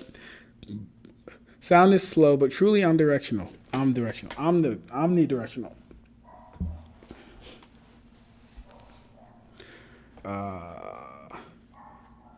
Twitch is worse, with up to 7 continuous ads in one go for a total of 3 minutes. Just repeat it again later on during the same stream. Yes, that's wild. I'm dying. I couldn't do that shit, not gonna lie. You already see me tweaking about 30 seconds. Quite settle on some speed tiers on where his characters. So, I mean, I don't know if I need to finish this video. He's already, like, he's solely using the data books and stuff, which is fine if that's what you're going to do, I guess. It's fine. You know, I was told I need to stop being so hard on other YouTube content creators about scaling, because as I was do acknowledge, scaling is subjective, and you know, there is no right way. There's a more accurate way, but who says the more accurate is the right way to do it? Right thing to do, wrong thing to do. You think too simply, Luke Cage. Let's just give it to, like, I guess, like 12 minutes, we'll see. Which led to a lot of cross-wiring in terms of statements given, whether in reference to this technique or the techniques following. Let's break it down. Black Zetsu directly notes that this technique cannot be avoided since the speed of lightning is 1/1000th of a second. It's faster than sound. This is obviously kind of weird and a little clunky since we have established SOL statements and characters in lore like Kakashi cutting lightning itself, with Sasuke actually being Kakashi level, or in my opinion stronger at this point in the series. This is further muddied by the databook outright confirming that Kirin itself is light speed, directly noting the lightning is modeled after the legendary divine beast Kirin to attack the target. When it comes to the stroke that travels at light speed, it is unavoidable, wiping out the adversary in the blink of an eye. So what do we make of all this? Does Black Zetsu's statement mean that Kirin can't be light speed? No, I don't think so. I think there are plenty of plausible interpretations that you can throw out to make all of these factors work, and this isn't really an inherent contradiction. Starting off, you can just say that Black Zetsu isn't actually referencing Kirin since Sasuke hasn't done it yet. It is actually referencing a lightning-based jutsu that would get faster via Sasuke applying a shape change to the lightning itself. This is a concept that's explored more with Sasuke's Chidori variant, where changing the shape of his Chidori directly impacts their speed, such as Chidori Senbon, which is noted to be the fastest of the Chidori variations. Furthermore, Kirin as a whole is actually variable in terms of strength, as if Sasuke shoots just one of the Art of the Dragon Flames into the sky, he can form a Kirin as he does in Sasuke Jin Raiden, with Sasuke shooting 3 to 4 of them, along with Itachi's Amaterasu heating up the atmosphere, making it so Sasuke's Kirin here is just a mega strong version here, and he actually doesn't need to use all this to actually create a Kirin. This further works in the context of the databook statement, since the light speed statement is in reference to the Kirin blast, not actually the lightning beast itself, and I think the light speed interpretation works a lot more in the macro, especially since for Itachi specifically, we have a databook statement for Tsukiyomi that notes, even a body made of iron or the speed speed of light are powerless before this jutsu, with Itachi having a confirmed light speed jutsu at least when he has access to water around him. It's also possible that Zetsu's referencing physical movement and not reaction time, as most shinobi don't have techniques that amplify their speed in combat like Chidori. However, it doesn't really make too much of a difference in this statement since Itachi does react as he throws up his Susanoo before the Kirin actually hits him, despite it being very close in distance. It almost feels like the databook entry was created to kind of correct what was stated in the manga, but I don't think the two statements are inherently contradictory. I think you can make both work, as Zetsu's statement is in reference to what he thinks Sasuke is going to do or what a potential technique could be, and the SOL statement is in reference to the technique itself. So we have a lot of these showings, or there's a lot of conversation for these characters in the mid-Shippuden era to be Lightspeed, which transitions us into the 5 Kage Summit onto the war arc of Naruto, where we get a lot more statements opening up newer avenues for other characters just being Lightspeed, whether through techniques or just being that fast. This is pushed a lot harder in the war arc of Naruto or Databook 4. Before tackling those, however, I just want to talk about one of the common points being brought up against these characters being Lightspeed in the war arc, at least in a combat sense, is the ethereal transmission jutsu, which is distinctly noted to be Lightspeed. However, this is more so in reference to travel speed and actually doesn't relate to combat, reactions, and so on. And this doesn't even work blanket since some... Well, I mean, it would directly translate the combat speed, because if they can't survive the movement of that technique, it would implicate their combat speed. I don't understand how it wouldn't implicate their combat speed. Characters even have faster travel speed via body flicker like Minato, or... Yeah, see, but body flicker isn't doing the same thing that lightspeed travel's doing to you. Body flicker actually is more akin to teleportation. It's not like actually moving. That's why body flicker would be different. In terms of reactions, Sage Mode users or visual dojutsu users have generally higher reactions than other characters, so this doesn't really operate as a debunk to these characters in terms of speed. All suits are 49 to 99. Man, oh man, this kid can yap, I'll say that. Piece $49. Getting into...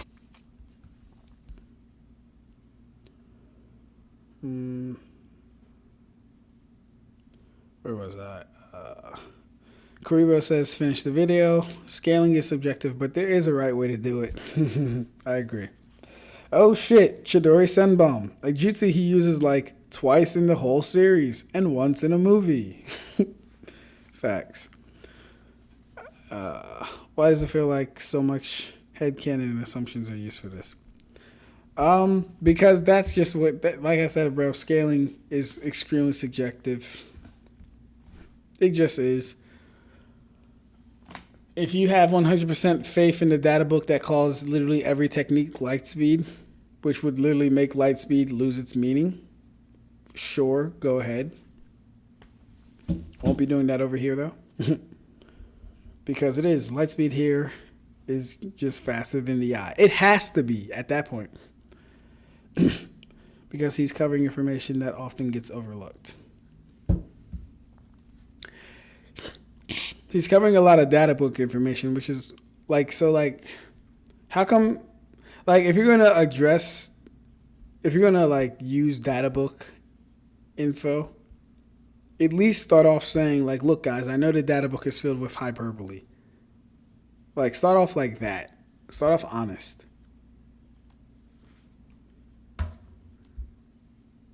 Some of these actual statements, we have characters like Mifune, who in the data book are noted to become a...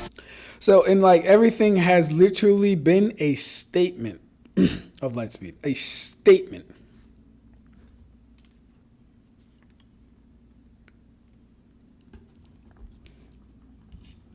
Everything you've seen so far has been a statement of Lightspeed.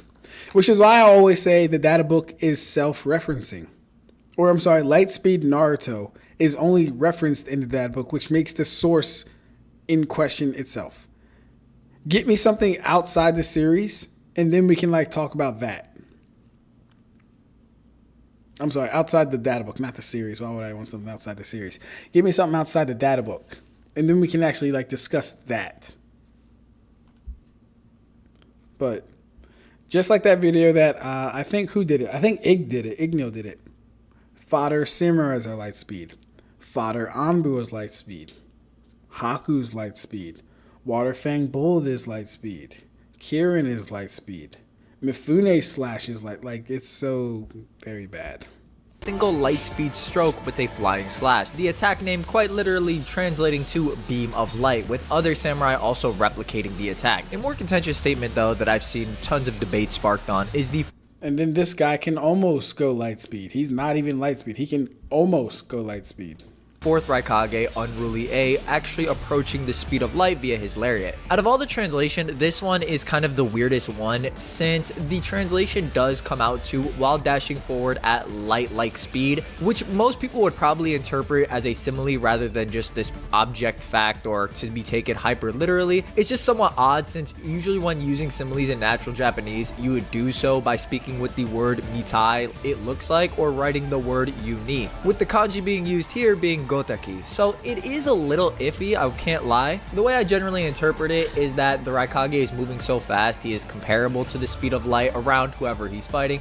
He might be slower, equal, or even faster, but it's just at the point to where he's around the speed of light. I think a lot of people also get twisted up since the lariat isn't even the Raikage's max speed, as he's one of the few characters to incorporate body flicker, which does surpass his combat speed or allow him to maintain the title of fastest shinobi, despite the fact that there are other characters in the series who can still be considered stronger from a scaling perspective, yet the Raikage still holds the mantle. Body flicker surpassing his combat speed. I don't know how that would be the case. He doesn't attack at the speed he body flickers. I don't know. I don't see how that'd be the case.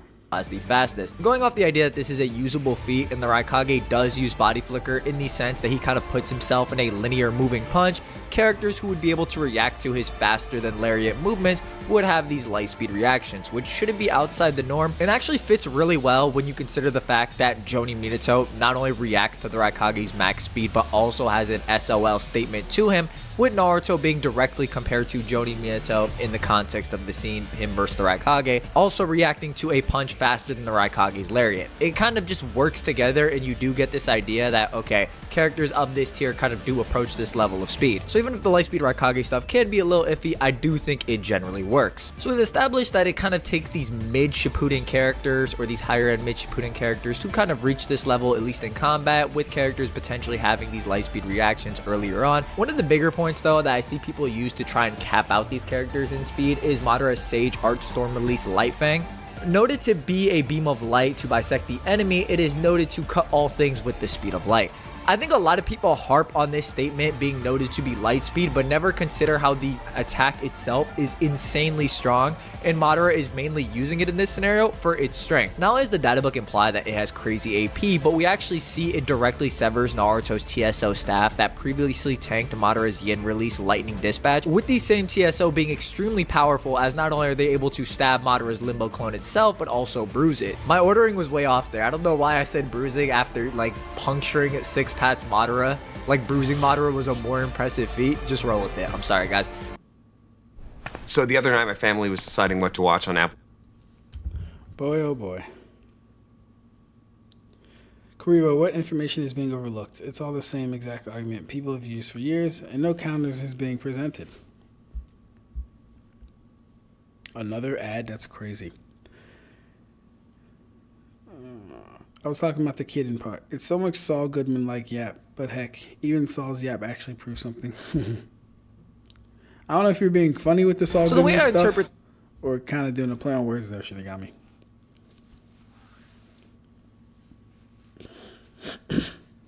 When was every technique called light speed? Remember when Naruto punched the Path of Pain with an invisible Sage punch, and we never seen it again? Thanks, Kishimoto, for the useless jutsu / techniques that never get more depth. Naruto fans read Naruto through databooks and consider the manga a secondary source. You know what? That's actually crazy. It's crazy how true that is starting to become. Wow. Yeah. It is almost as if the manga comes second to the fucking databook at this point. And the novels. I mean, why not? That's crazy, though. Multiple things can be similar speeds. That doesn't inherently make anything wrong. What it does is it makes it inconsistent. That's number one. And this is only on the basis so far that it's being stated to be light speed.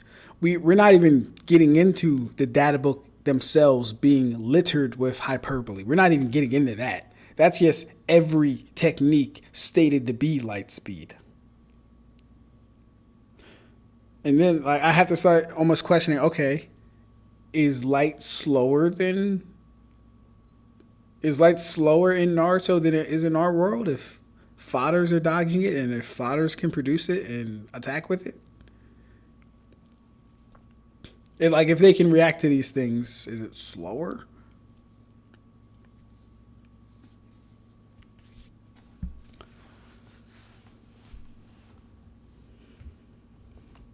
Remember, people, that same shit wouldn't be argued for Bleach, by the way. Anything that goes against an agenda, it's hyperbole. Has to be.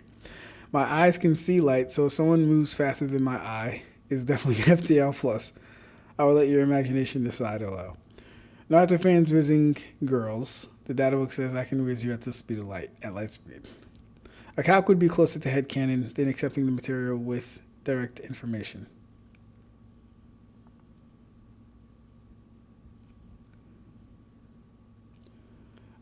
Is that in response to what I said? I don't think I brought up a calc at all. I just said they don't have any feats.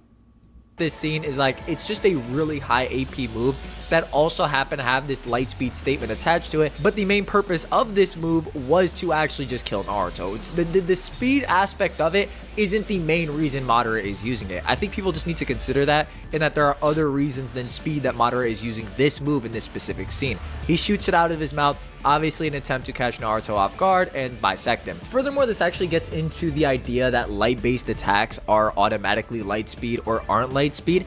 This is kind of iffy, generally speaking. Subsequent uses or manipulations of light in Naruto vary. For example, we have Daori's laser circuits, C's lightning style flash pillar, or Kabuto's white extreme attack. All of these manipulating light in one way or another, with all of these attacks obviously having chakra imbued with them, so they're obviously stronger. And you kind of get into these weird discussions where, for example, it's crazy that the only two real examples of light speed attacks produce an actual flash and aren't just like a stream of chakra attacking someone. Because Light Fang is a stream of chakra, basically.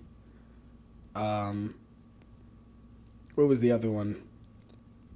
Laser Circus is literally just a stream of manipulated chakra.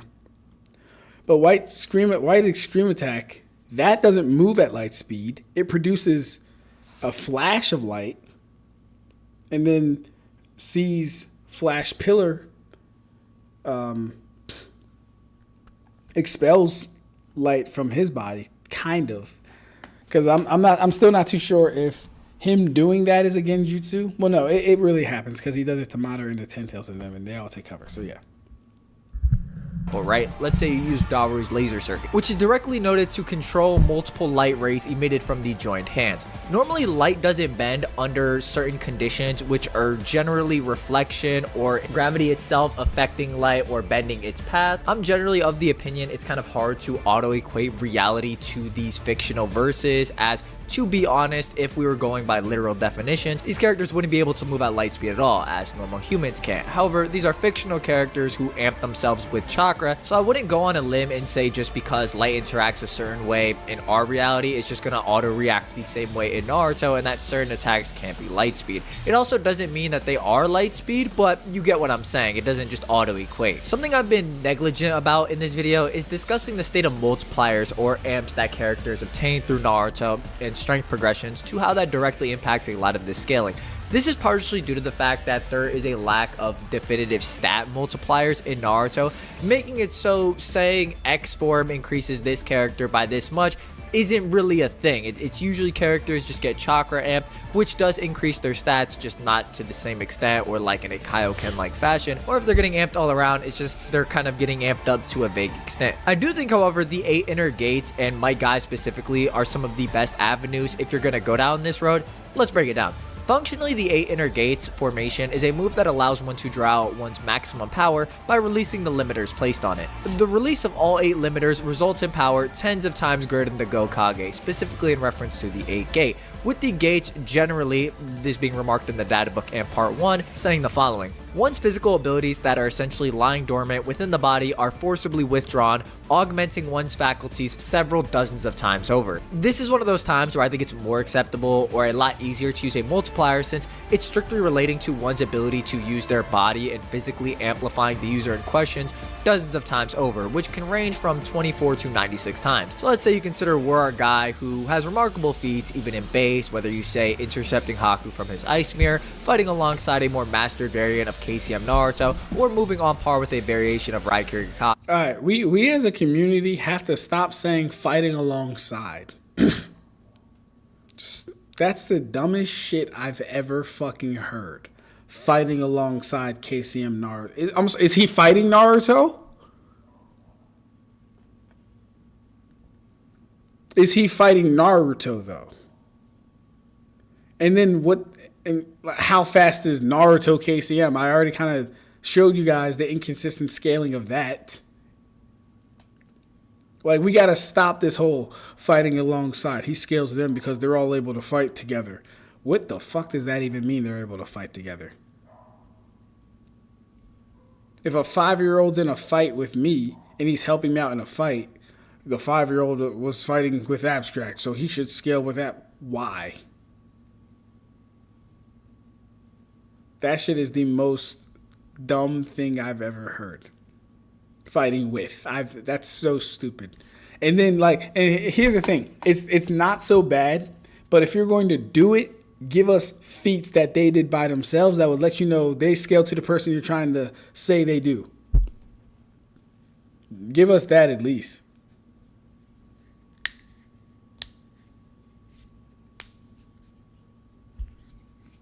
Like, bruh.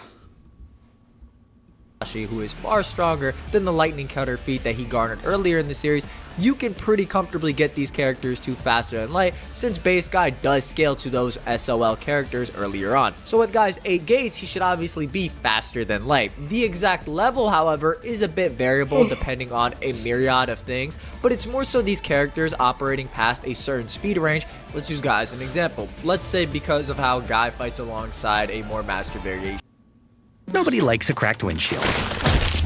What was that? No. But you can go to safelight.com and get it fixed now and pay later. Awesome. Yeah, how did he overcome the Mabui thing? Did anyone hear a good explanation of why he overcame Mabui's technique and them not being able to endure that? I don't think he did say anything. You know, I think he just said something along the lines of it wouldn't be including their combat speed or something like that, but it definitely would, so I don't know, you know. All right, we'll be talking about Naruto fan. I read that. A calc would be closer to headcanon than accepting material with direct information, like Bleach with Reishi / spiritual light. Yeah, actually, you're right, Kai. That's hilarious. So how do we know Lightspeed in Naruto is exactly Lightspeed IRO? We don't. We would take it not at face value. Well, no, my fault. If we're just talking about Lightspeed itself, we would take that as true axiomatically, so we can at least have a foundation. But I'm just saying all the things within the series leads me to believe it might be slower. Chad fought Yuha. My goat is multiversal. He has to be. He fought Yuha. So did Yoruichi. So did Ichigo. Ganju threw smoke bombs at him.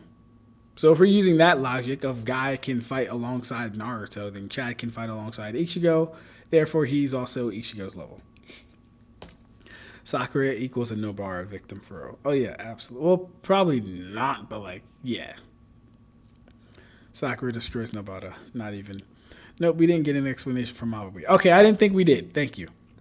Considering Nobara can damage Sukuno finger, which even Gojo can't, she very well may be. JJK doesn't have... I don't think JJK especially Nobara, that has the speed. Not to say that Sakura is fast, but she's faster than Nobara probably. But it's more so these characters operating past a certain speed range. Let's use Guy as an example. Let's say because of how Guy fights alongside a more master variation of KCM Naruto, then the one who reacts to the Raikage's body flicker punch, which would be faster than the Raikage's lariat, which if you want to interpret as light speed, Guy scales to these SOL levels. Let's say you wanted to take 96 times as the multiplier for the dozens of times for the gates. That gives you on strength, at least in part 1, on par with the Hokage, and in Shippuden allows you to eclipse the 5 Kage by tens of times. It would not be very hard to say these characters are FTL or FTL plus, or if you want to take stronger characters that follow this subsequent feat, massively faster than light. I also do think that the 6 PATS tiers of characters are more comfortably in this range, or there's more consistent avenues to say these characters are this fast or faster than light. I also think this is supported with the way the statements are dropped, as you see a lot more of the SOL statements being dropped in the mid-Shippuden era, with these 6 PATS characters just being entire leagues above the characters being remarked as such. So we have this just really good baseline with these characters getting massively stronger from that SOL baseline, just moving into that faster than light or massively faster than light threshold. This makes it easier to digest later feats or even calc stun in the Boruto series, where for example Momoshiki pulling chakra from his parallel universe, which should be the same size as the main universe, is actually regarded as 13 trillion times the speed of light, which may seem like a jump, but not really if you consider the progression of these characters. 8th Gate Guy not being stronger than Madara, Kaguya being massively stronger than Madara, and then Naruto and Sasuke go on to train, become much more powerful, and fight a Kaguya level plus threat in the form of fused Momoshiki. Subsequent characters obviously upscaling from there as well, such as Jigen, Boruto, Kawaki, and so on. If you're also under the interpretation that characters like Momoshiki actually did create parallel realities, then this would also be massively faster than light in order to create an entire universe in a timely fashion. This would also be the case with Otsutsuki scouts in the form of Urashiki, who have to what timely fashion? How old is Momoshiki?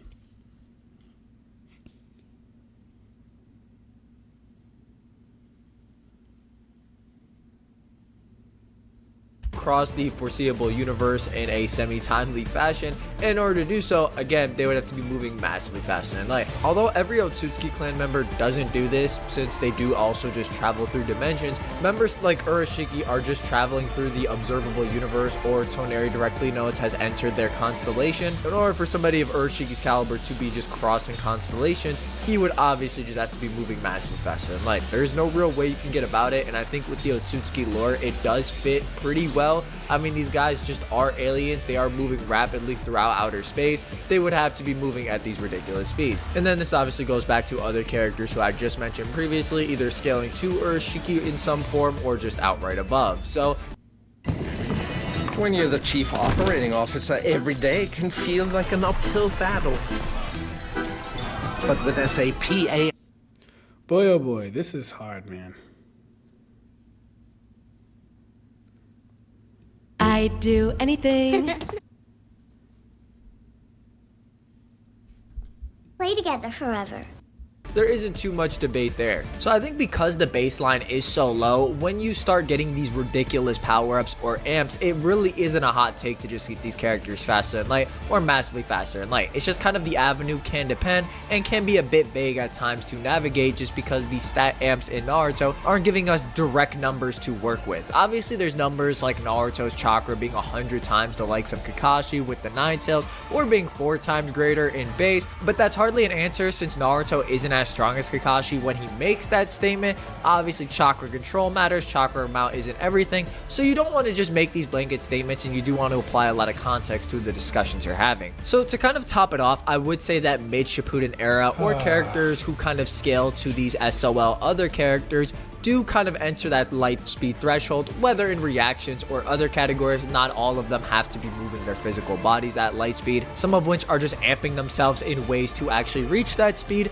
And once you kind of establish where these speed tiers lies, it gets a lot easier to discuss who's at FTL, FTL Plus, MFTL, as you can just start applying conventional scaling. And although it doesn't work 100% of the time, since Naruto as a series is a bit more nuanced and certain characters can have certain parts of their arsenal be better, like higher perception or higher sensory capabilities that allows them to react better to higher speeds than other characters. Let's say you look at the Raikage and Jonin Minato stuff, anyone who's at that higher Kage level would more than likely be SOL, especially if they're reacting to those levels of speed. Or you can make a case that low Kage to even those super peak Jonin could reach that SOL tier, as you have characters like Haku with his ice mirrors being able to dart around at the speed of light, or characters like Kakashi either outright reacting to an SOL attack, or someone like Itachi just incorporating it. Not saying Itachi himself falls in that tier, but more so in reference to Haku and Kakashi. I don't want to make too many generalities, since obviously the general Jonin varies from village to village. The Leaf Jonin are far stronger than other village Jonin, so you have to use your judgment to some extent, but the 6 paths tier is definitely above that. It's just kind of in its own grade, and we do have definitive multipliers to give us a better idea of how much faster these characters would be in that tier, and the subsequent power amps and how much stronger the following characters are would only add to that. That's the video. Hope you guys enjoyed. I sure did. Okay. Yeah, definitely a PhD in yapology. I don't know why that was a little hard to watch. Yeah, man, he was going.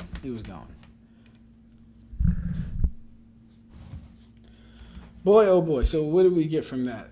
A hella statements. Pretty much 90% of that was statements. No, actually no. All of it was statements, because it all comes from the data books.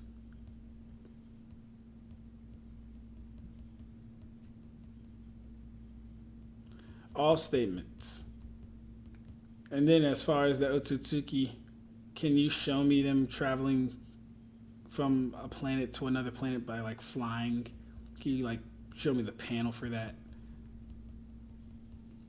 Or are we just going to assume that because they're aliens and aliens are from space, they have to be flying with their physical bodies and not using portals or anything else to appear? Let's read the chat. Let's read the chat, man. I'm just saying, if we use IRL as the basis for speed of light, but then asked about the properties, like the fact it bends and we can just ignore it because fiction, why should we do that? Right. We got an explanation. Travel speed is different from reaction and combat speed. I'm guessing that's answering my question to if we got to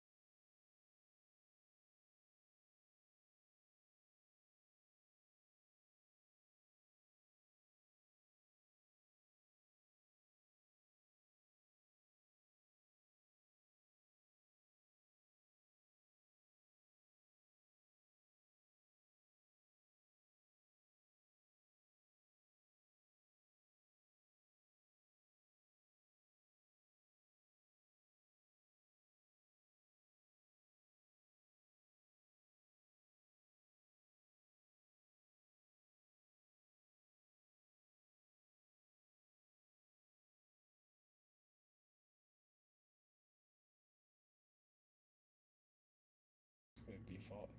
Damn it, I don't know how much you guys missed though either.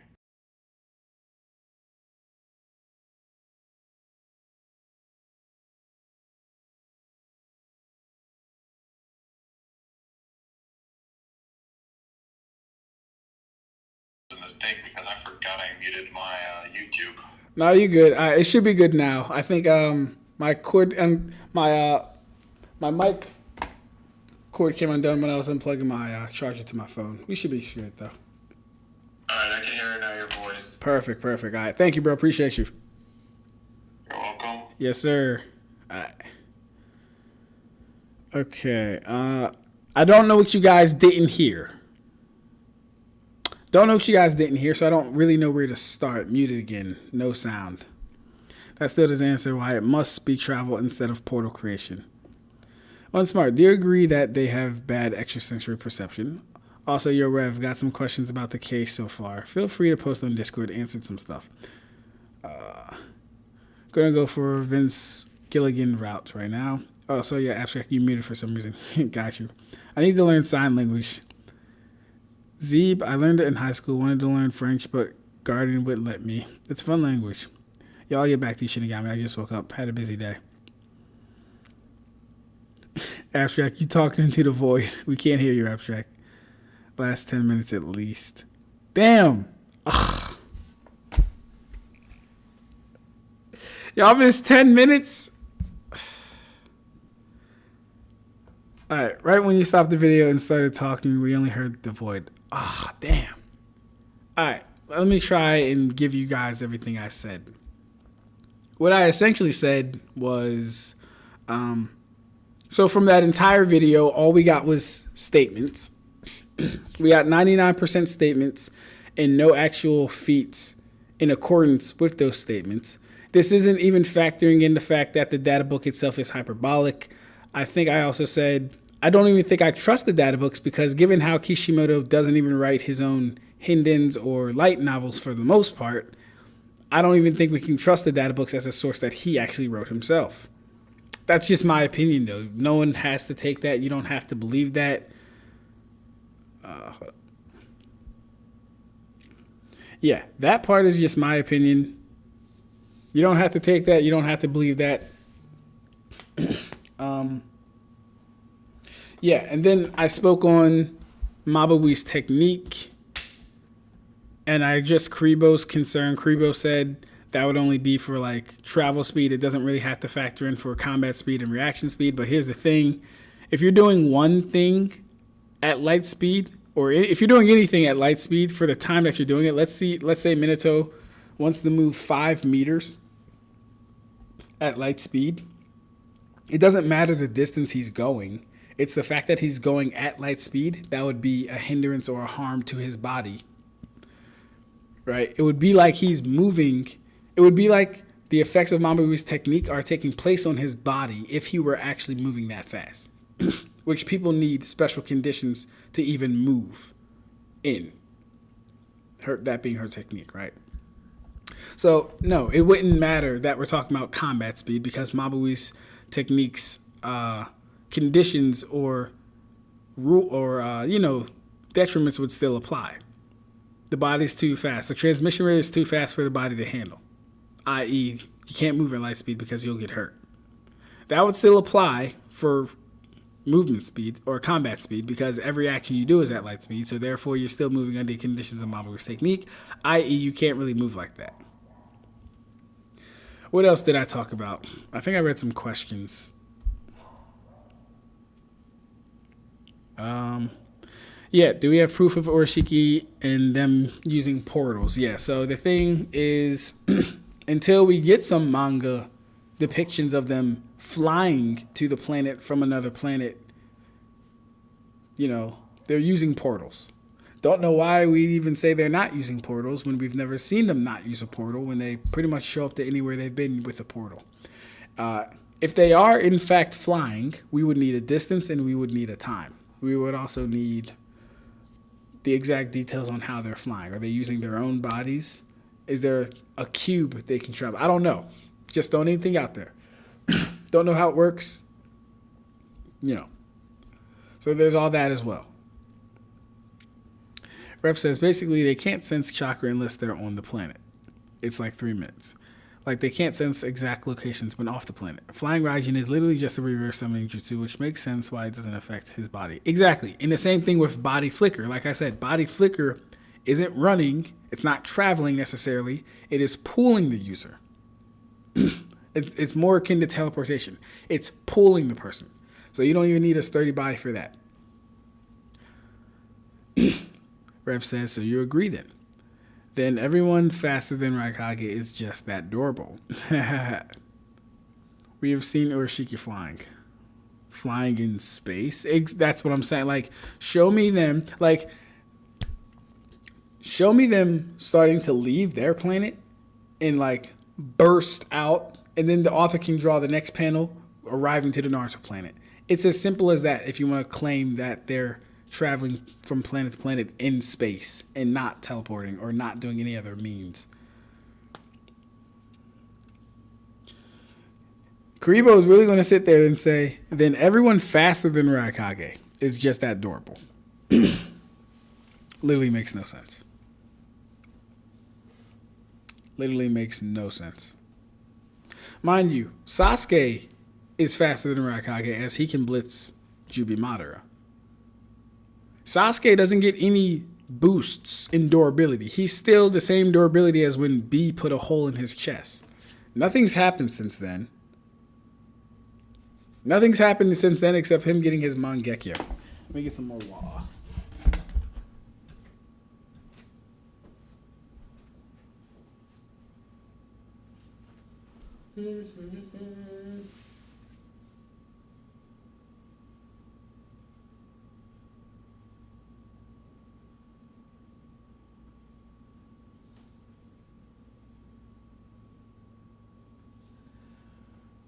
Where are the bottles at?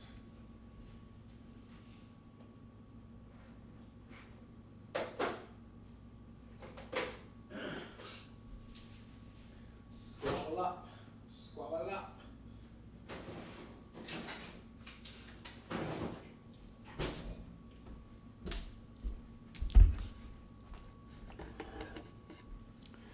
All right, all right.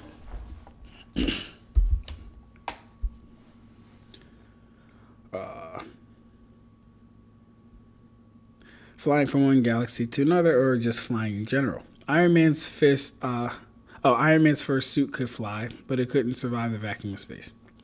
The proof for why I have Thor at MFTL as downplays Lily because he fights Silver Surfer, who can move across the whole universe in seconds, or how Thor threw Mjolnir across 10 universes in 10 seconds. That's fire. If it weren't that easy, everyone is MFTL in Bleach. Oh, if it were that easy, everyone is MFTL plus in Bleach. Yeah, Urashiki flew from one end of a constellation to the moon. This happens in the anime.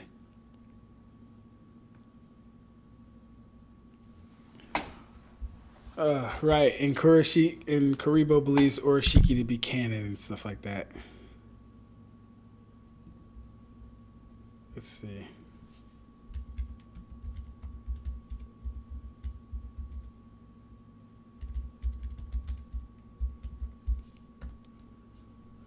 Urashiki flies to the moon.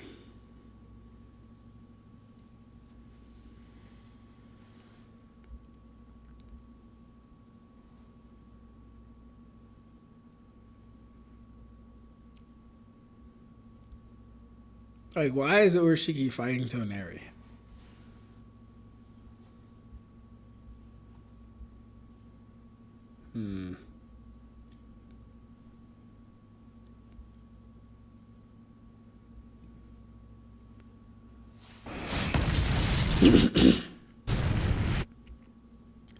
Let's see if we can do this frame by frame. Lord Toneri Otsutsuki. I thought that the fate of the Otsutsuki clan would end with me. Quite the contrary. The incident with the woman with the Byakugan was quite unfortunate.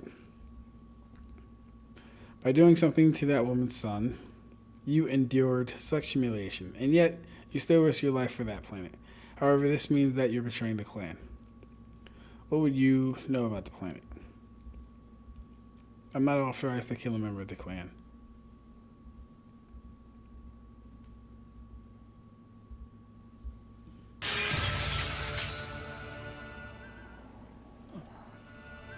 今のボルトの力ではまだボルト What's he do? 7代目はいつになったの力でダメだ I hope we're not talking about that Kribo.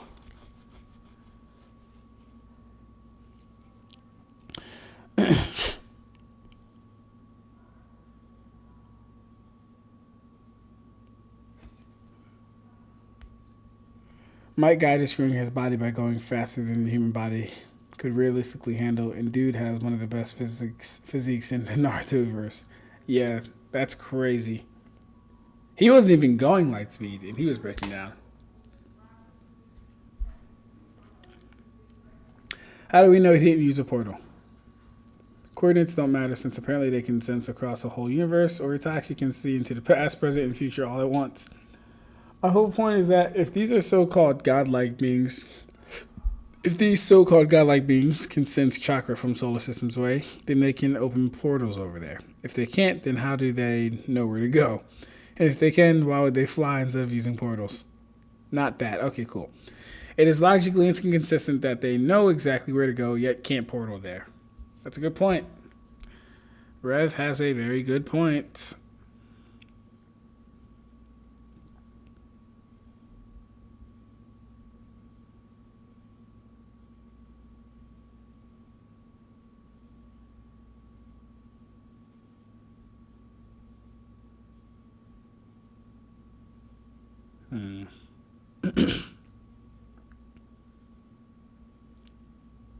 No, it doesn't look like it happens there either. All good. Mugetsu. You are late, Mugetsu. I'm actually about to go eat some food. Who wins, Boruto versus Useless Mid? Kid probably wins that. Then again, if it's Boroshiki actually probably will beat Kid. Not gonna lie. Kid is kind of like terrible.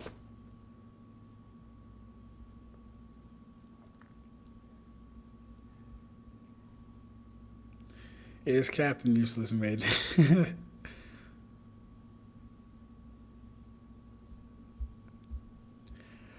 Yeah. But no, alright guys, I'm about to go eat some food. I have not had dinner yet. I have not had dinner yet. But y'all take it easy. And I have to go entertain my fiance.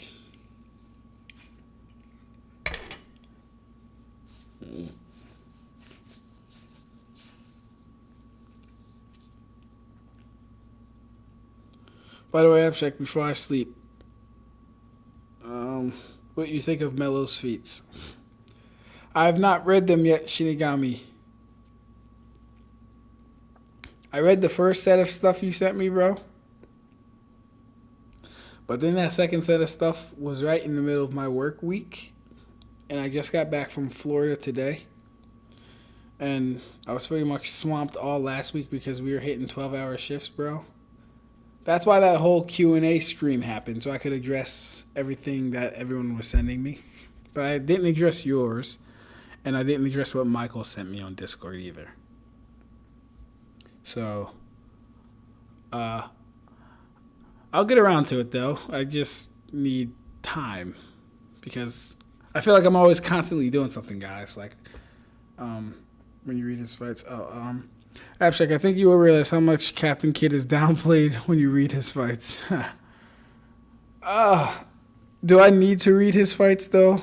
Rev, I don't know if I need to read his fights. I've seen what the kid can do.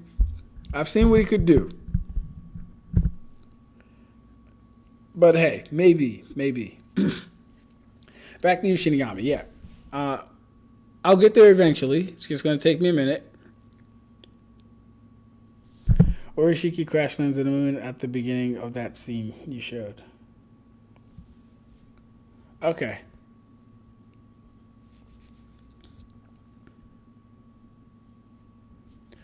But yeah, back to you, Shinigami. I'll probably get to it eventually. Just give me, like I said, All I need is time, guys, and I'll respond to everything. It just, I do things in a certain order. That's all right. No, I was talking about how I always feel like I'm swamped. Yeah, there's always something going on, right? I'm either at the gym, I'm either researching something, I'm either reading a new anime or watching a new anime to catch up. I have to read New Age Exorcist because I couldn't do it last night because I had to get ready to go to Maryland or come back to Maryland. So I'm actually going to read that tonight. But all right, you yappers, take it easy. Hope y'all enjoyed the stream. We should be live tomorrow. We'll see. Depending on what topics I can come up with, we'll be live tomorrow. Ab-Stract just saying, the One Piece community is very biased. Yeah. I'm fine with that though, bro. Pretty much everyone is biased. I don't have a problem with it. Just like be consistent. Be consistent. That's all I ask. If you accept light as light speed for something, do it for the other thing. All right? If you're going to not make verse equalization a thing, do it for the other thing. See ya. See you tomorrow. Yeah, take it easy.